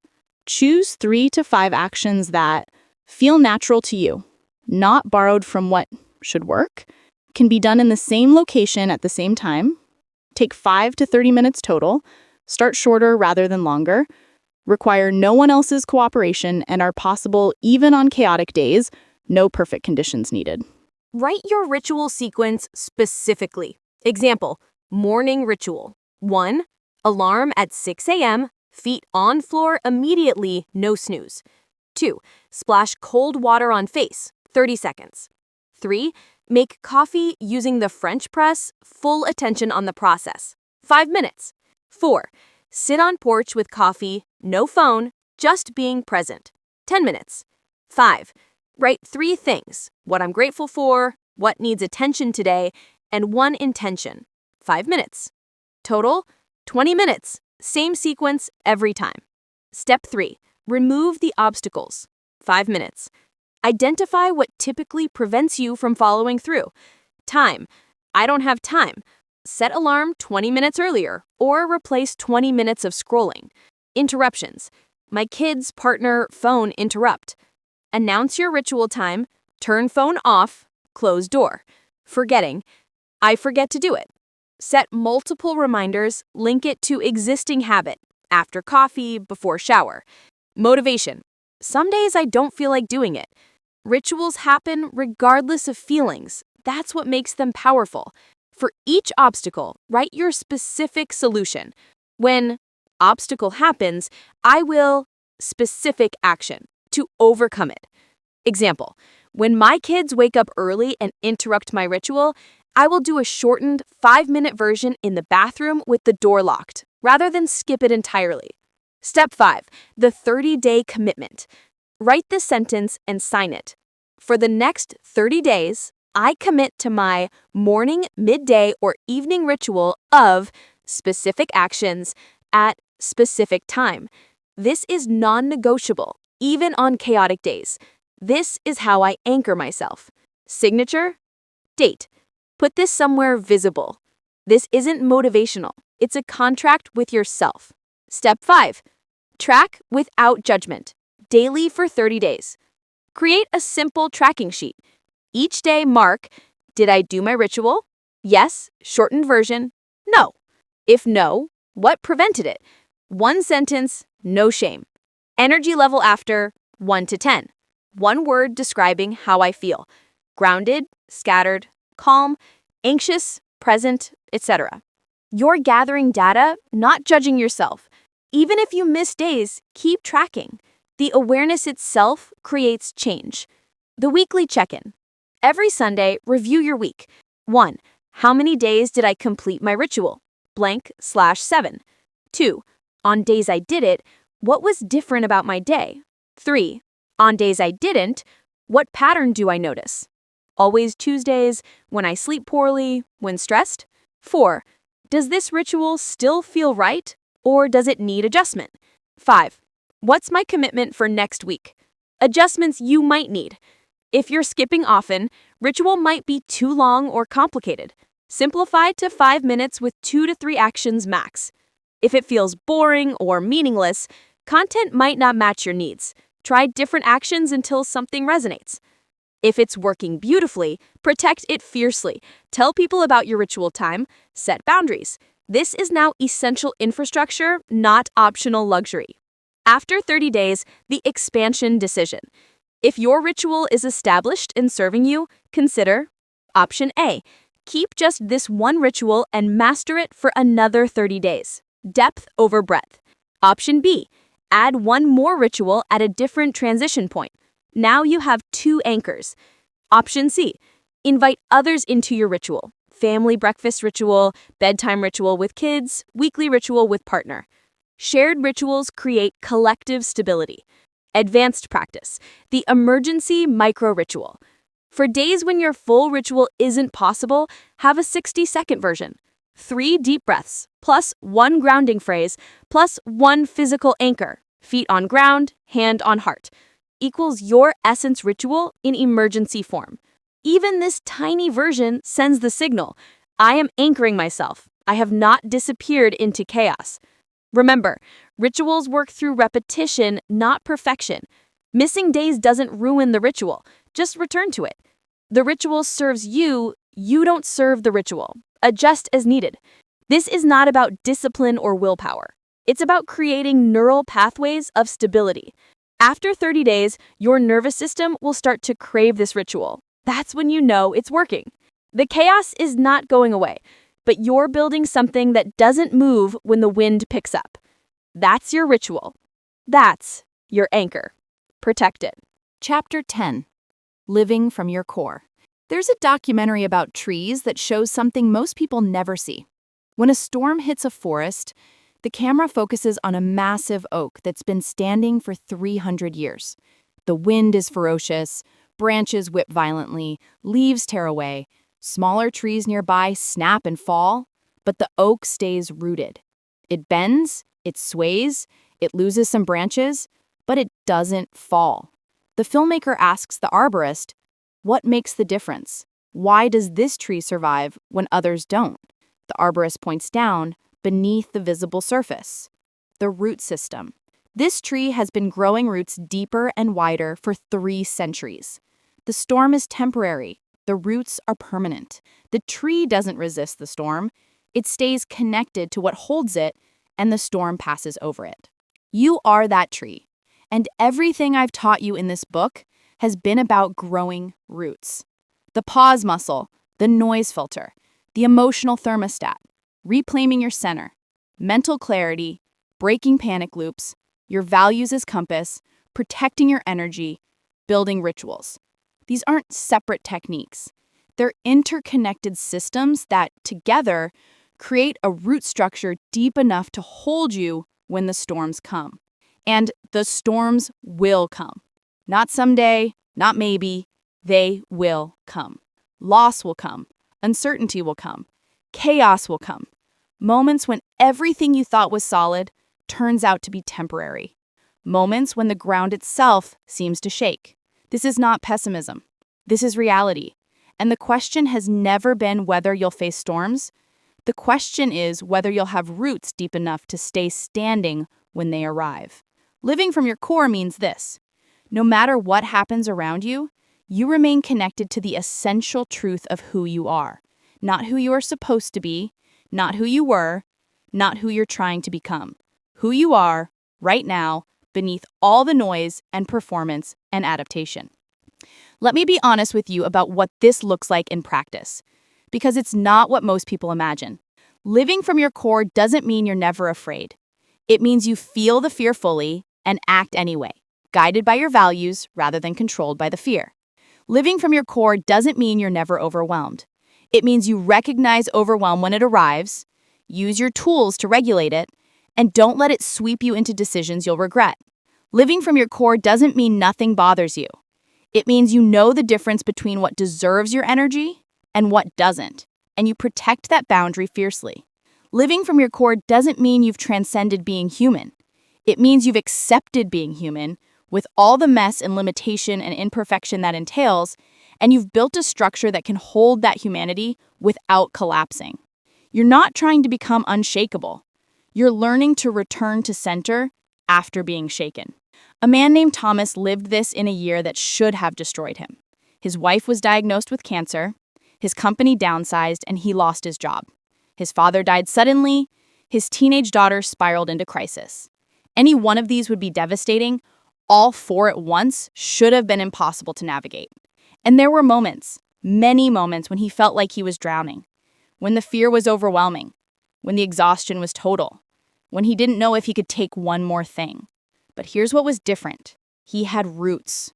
Every morning, even on the worst days, he did his ritual. 10 minutes, sitting in his car before anyone else woke, breathing, connecting with his center, remembering who he was beneath the crisis. It didn't fix anything, but it anchored him. Throughout the day, when panic rose, he used the tools, recognized the loop, interrupted it, brought himself back to manageable. Over and over. Not once, dozens of times per day. When his energy was depleted, he protected it, ruthlessly.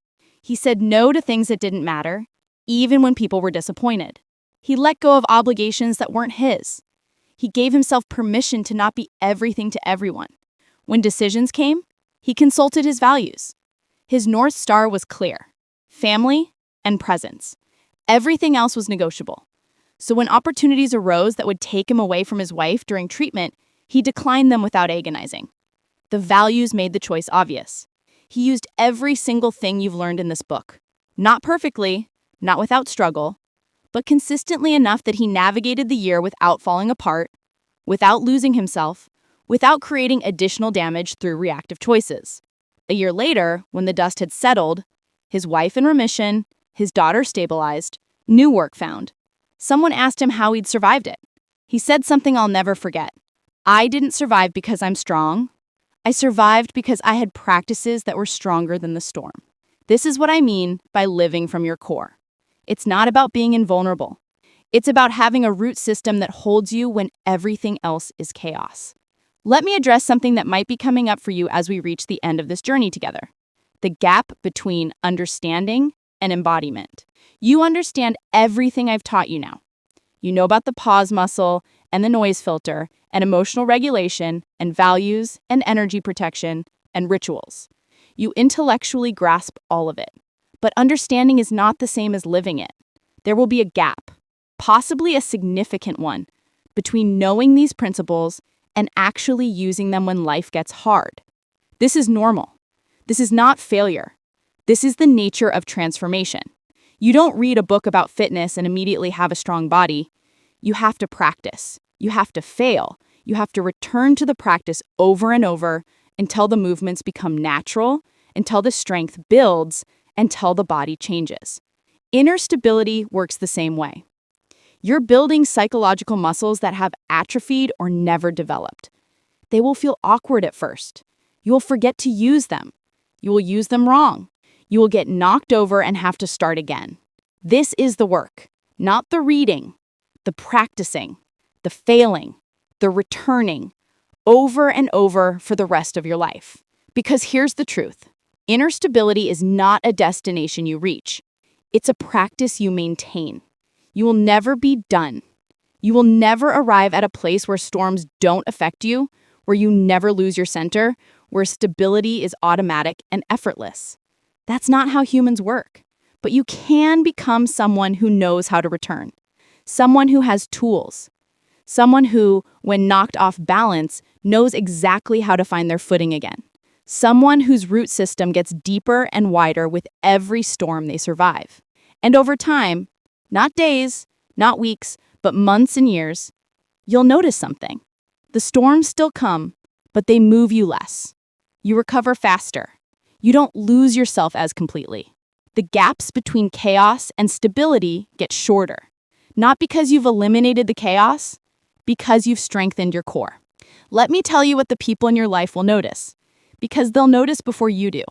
They'll notice you're less reactive, that you pause before responding, that you don't get swept into drama that isn't yours, that you can hear bad news without collapsing or lashing out. They'll notice you're clearer, that you make decisions without agonizing endlessly, that you know what matters to you, and you're not constantly swayed by every opinion or expectation. They'll notice you're more solid, not hard or closed, but grounded, like talking to someone who knows who they are, like being around someone who doesn't need you to manage their emotional state. And some of them will be drawn to that stability. They'll feel safer around you. They'll ask you how you stay calm. They'll want what you have. But others, and this is important to know, will resist it. They'll be uncomfortable with your boundaries. They'll push back against your no. They'll miss the version of you that was available to absorb their chaos. This is not a sign you're doing something wrong. It's a sign you're doing something different. And different threatens systems that relied on who you used to be. Your job is not to make everyone comfortable with your stability. It's to maintain it anyway. A woman named Claire experienced this acutely. As she developed stability, her mother, who had always relied on Claire to manage her anxiety, became increasingly upset. "You've changed," she said accusingly. "You don't care anymore." But Claire did care. She just wasn't absorbing her mother's anxiety as her own anymore. She wasn't available to be an emotional dumping ground. She had boundaries now, and her mother experienced those boundaries as rejection. It took time, but eventually their relationship found a new equilibrium, one where Claire could be loving without being depleted, where she could care without carrying. The relationship was different, but it was more honest, and it was sustainable. This is what living from your core sometimes requires, letting relationships evolve or end when they're built on your instability rather than your authenticity. Let me talk about the ripple effects, because they're significant. When you become stable, you change the systems around you. Families, workplaces, friend groups. These are systems that have found equilibrium around everyone's patterns. When you change your pattern, the system has to adjust. Sometimes this adjustment is positive. Your stability invites others to stabilize. Your boundaries give others permission to have boundaries. Your centeredness creates space for others to find their center. But sometimes the system resists because your stability disrupts roles people have gotten comfortable with. You were the helper, and now you're not helping as much. You were the anxious one, and now you're calm. You were the people pleaser, and now you're saying no. The system will test you.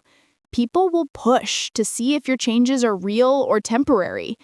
They'll try to pull you back into old patterns because those patterns are familiar and predictable. Your job is to stay rooted, to be gentle but firm, to not be defensive but also not be swayed, to let the system adjust to you instead of contorting yourself back into the shape that made others comfortable. This is advanced work. This is where most people backslide, not because they don't know the tools, but because the social pressure to return to old patterns is immense. But if you can hold steady through this adjustment period, what emerges on the other side is remarkable.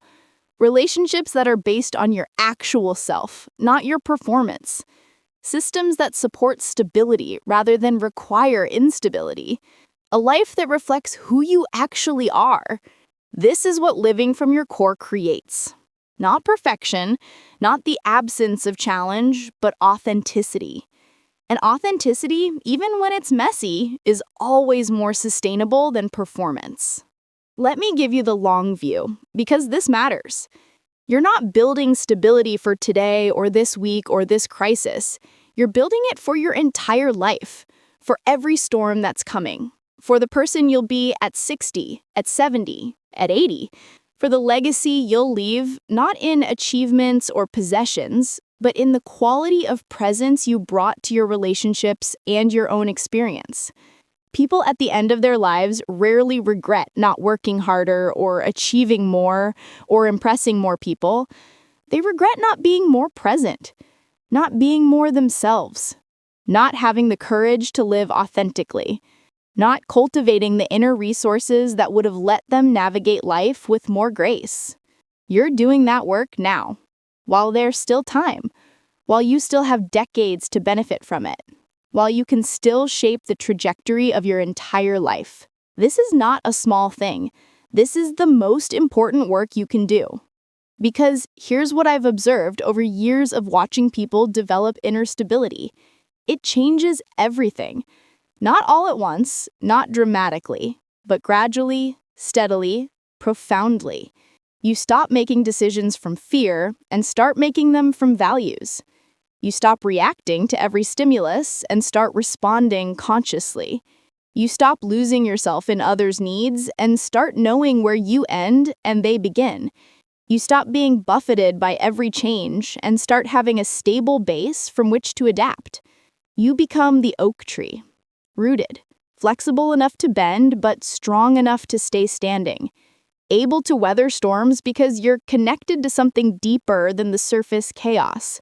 This is who you're becoming, not who you wish you were, not some aspirational fantasy, who you're actively growing into through practice, through failure, through returning to your center over and over until returning becomes natural. The work continues, the storms continue, but you, the essential you, the core you, remains. Everything I've taught you is portable. You carry these tools with you everywhere. No one can take them from you. Circumstances can't diminish them. They're yours, developed through your own practice, embedded in your own nervous system. When the next storm comes, and it will, you'll know what to do. Pause. Filter the noise. Regulate your temperature. Return to your center. Clarify what matters. Break the panic loop. Consult your values. Protect your energy. Do your ritual. Not perfectly, not without struggle, but well enough to stay rooted while everything else moves. You are not the storm. You are not the chaos. You are not your circumstances or your emotions or others' opinions or the endless demands. You are the one who remains, the awareness beneath it all, the center that holds. This is your core. You've spent this entire book learning how to find it, strengthen it, and live from it. Now you practice. Every day for the rest of your life, you practice. The storms will come. Let them. You have roots now. The emergency protocol, when everything goes wrong. Some days, maintaining your full practice will be impossible. Have a minimum viable practice, the absolute essentials that keep you tethered even on your worst days. 5-minute emergency stability practice. 1. 3 deep breaths, 60 seconds. 2. Feel your feet on the ground, 30 seconds. 3. Name your current emotion without judgment, 30 seconds. 4. State your top value out loud, 30 seconds. 5. Choose one conscious action aligned with that value, 2 minutes. Even this abbreviated practice keeps you connected to your core when full practice isn't possible. The accountability structure. Option 1, solo accountability. Set 3 alarms on your phone. Morning, did I do my ritual? Midday, am I using my tools? Evening, am I closing well? Option 2, partner accountability. Find one person doing this challenge with you. Check in weekly. Here's where I succeeded this week. Here's where I struggled this week. Here's my focus for next week. Option 3, community accountability. Share your commitment publicly, social media, with family, with friends. I'm doing a 30-day stability practice. I'm learning to live from my core. Expect me to be different, more boundaried, more present, more myself. The mid-challenge dip, day 14 to 18, warning. Most people hit resistance around day 15. The novelty has worn off, the habits aren't automatic yet. You'll feel like quitting. You'll tell yourself it's not working. You'll want to go back to old patterns because they're comfortable. This is expected. This is where the real work happens. When you practice on easy days, you're preparing. When you practice on hard days, you're building. If you hit this dip, do this. 1. Reread Chapter 4, Reclaiming Your Center.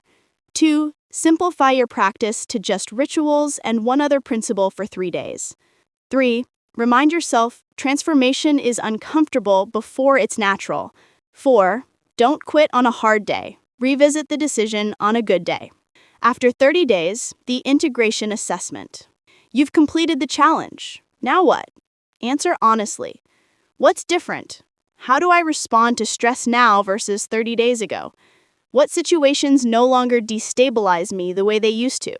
What feedback have I gotten from others about my energy or presence? What internal shifts do I notice?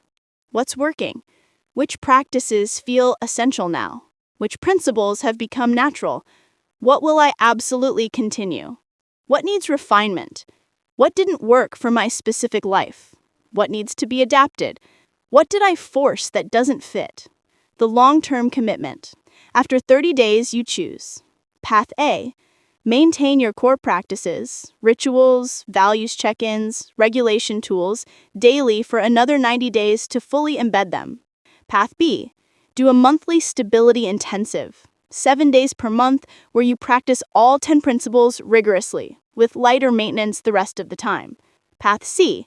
Integrate what's essential permanently, revisit the full practice whenever life gets particularly chaotic. There's no wrong choice.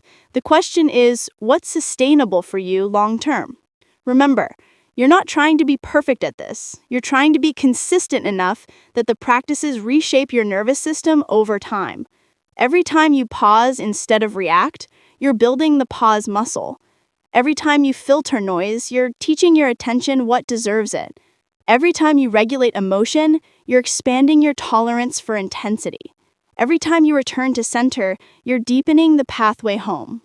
This is cumulative. This is how transformation actually happens, not through one dramatic shift, but through thousands of small practices that add up to a completely different way of being.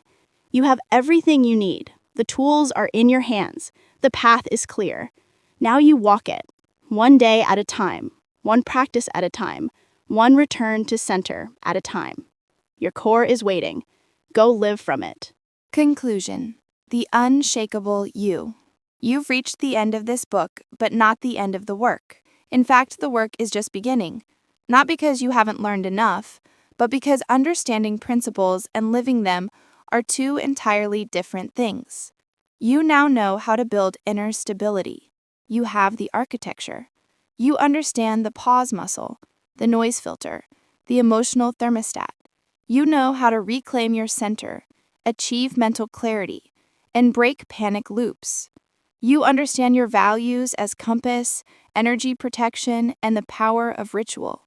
You've learned how to live from your core. But knowing and doing are separated by a gap called practice. And practice is where most people stumble. Here's what I need you to understand as you close this book and return to your life. You will forget these principles. Not because you're careless, but because old patterns are deeply grooved in your nervous system. When stress hits, you'll default to what's familiar, even if what's familiar is dysfunctional. You'll react instead of pause. You'll absorb noise instead of filtering it. You'll scatter instead of center. You'll forget to protect your energy. You'll skip your ritual because just this once won't matter. This is normal. This is not failure. This is the nature of change. The difference between people who transform and people who understand but don't change is simple. The ones who transform keep returning. They forget. They remember. They practice again. They fail. They notice the failure. They try again. They get knocked off balance. They use their tools to return to center. Over and over. Without judgment. Without giving up. You're not trying to execute these practices perfectly. You're trying to return to them consistently enough that over time, they become your new default. And that takes longer than 30 days. It takes months, often years. It takes the rest of your life. But here's what happens if you commit to that practice. Gradually, almost imperceptibly at first, you'll notice you're different. Not transformed in some dramatic before and after sense, but subtly, fundamentally changed in ways that matter.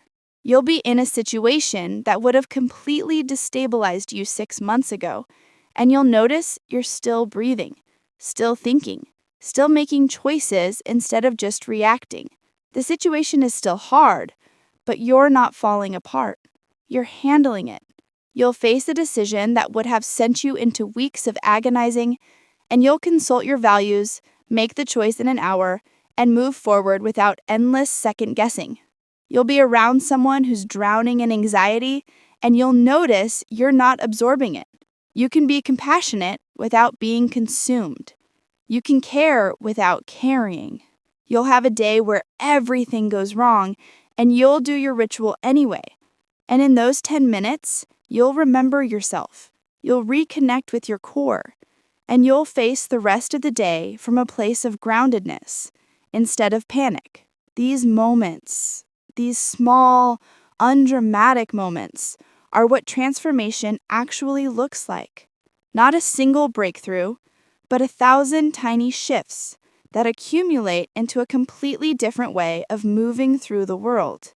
And one day, you'll realize you're not the person you were when you started reading this book. You're more stable, more grounded, more yourself. Not because nothing disturbs you, but because you know how to return when disturbed.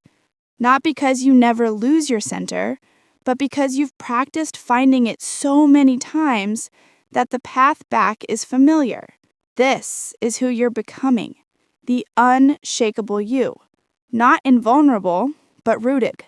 Not untouched by storms, but able to weather them. Not perfect, but present. Not beyond struggle, but equipped to handle struggle without being destroyed by it. The world around you will continue to be chaotic. That's not changing. Uncertainty will remain. Crises will come. Loss will happen. Disappointment will arrive. Other people will continue to be unpredictable and sometimes difficult. Systems will be unstable. The news will be alarming. Life will continue to be life. in all its beautiful, terrible complexity. But you get to be stable in the middle of it. Not because you've controlled everything around you. You can't, and you'll exhaust yourself trying. But because you've built an internal structure that can hold you when everything external is shifting. This is the promise I made at the beginning of this book, and it's the promise I'm making again now. You can remain calm, clear, and powerful no matter what happens around you. Not always, not perfectly, but consistently enough that it changes the trajectory of your entire life. You have the tools now, every single one. They're not complicated. They're not inaccessible. They're simple, practical, and available to you right now, in this moment, wherever you are. The pause muscle exists. Use it. The noise filter is yours to build. Build it. The emotional thermostat responds to regulation. Regulate it. Your center is always there. Return to it. Mental clarity comes from decluttering. Declutter daily. Panic loops can be broken. Practice breaking them. Your values provide direction. Know them and follow them. Your energy is finite and precious. Protect it fiercely. Rituals create stability. Build them and honor them.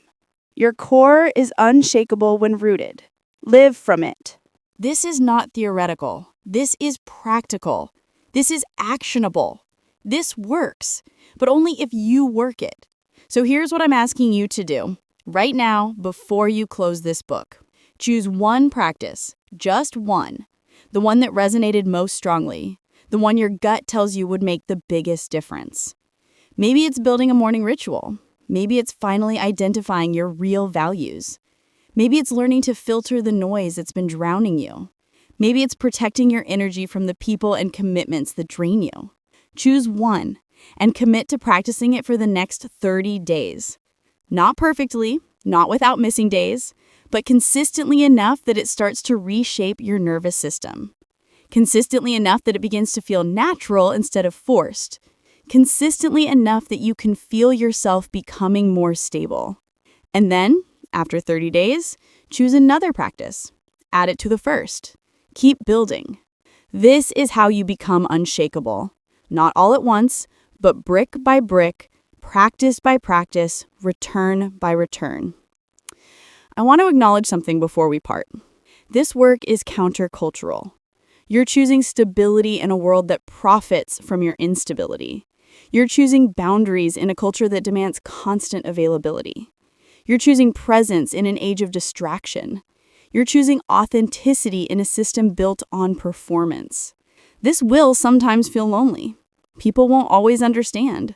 Some will actively resist your changes.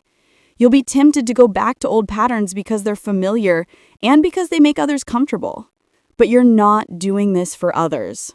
You're doing this for you, for your own sanity, your own well-being, your own life, and possibly for the people who genuinely matter to you.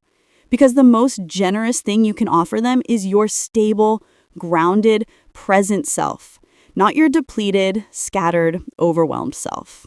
The world needs stable people. It needs people who can remain centered when everyone else is panicking, who can think clearly when everyone else is confused, who can respond consciously when everyone else is reacting, who can hold space for difficulty without collapsing into it. The world needs you to become that person, and you just learned how. So go. Take these tools. Practice them. Fail at them. Practice them again. Build your roots deeper and wider until storms can't knock you over anymore. Become the eye of the storm. Calm at the center while everything swirls around you. Become the oak tree, flexible enough to bend, but grounded enough to stay standing. Become the unshakable you. Not because nothing touches you, but because you know how to return to yourself no matter what happens. You are not your circumstances. You are not your emotions. You are not the chaos around you. You are not what happens to you. You are the one who remains. The awareness, the center, the core. And that essential you is unshakable. Remember it. Return to it. Live from it. The storms will come. Let them. You have roots now. Epilogue. 1 minute of truth. Close your eyes for a moment.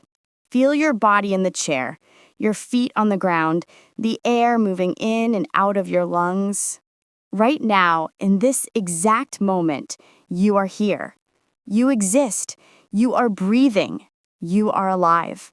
Not the you that everyone else sees, not the you that performs and adapts and tries to be what's needed, not the you that's scattered across 100 worries about yesterday and tomorrow. The essential you, the one who's been there since the beginning, the one who's been witnessing everything, every joy, every pain, every success, every failure, every moment of chaos, and every moment of peace. That you has never left. It's been here through everything. Quiet, steady, unchanged by what changes around it. That is your core. And no matter how many times you lose touch with it, no matter how many storms blow you off balance, no matter how scattered you become, it's always there, waiting for you to return. You don't have to earn it. You don't have to achieve it. You don't have to fix yourself to deserve it. It's already yours. It always has been. The storms will keep coming. The world will keep spinning. Chaos will remain chaos. But you, the real you, the essential you remain too. Unshakable. Not because nothing moves you, but because you know the way home.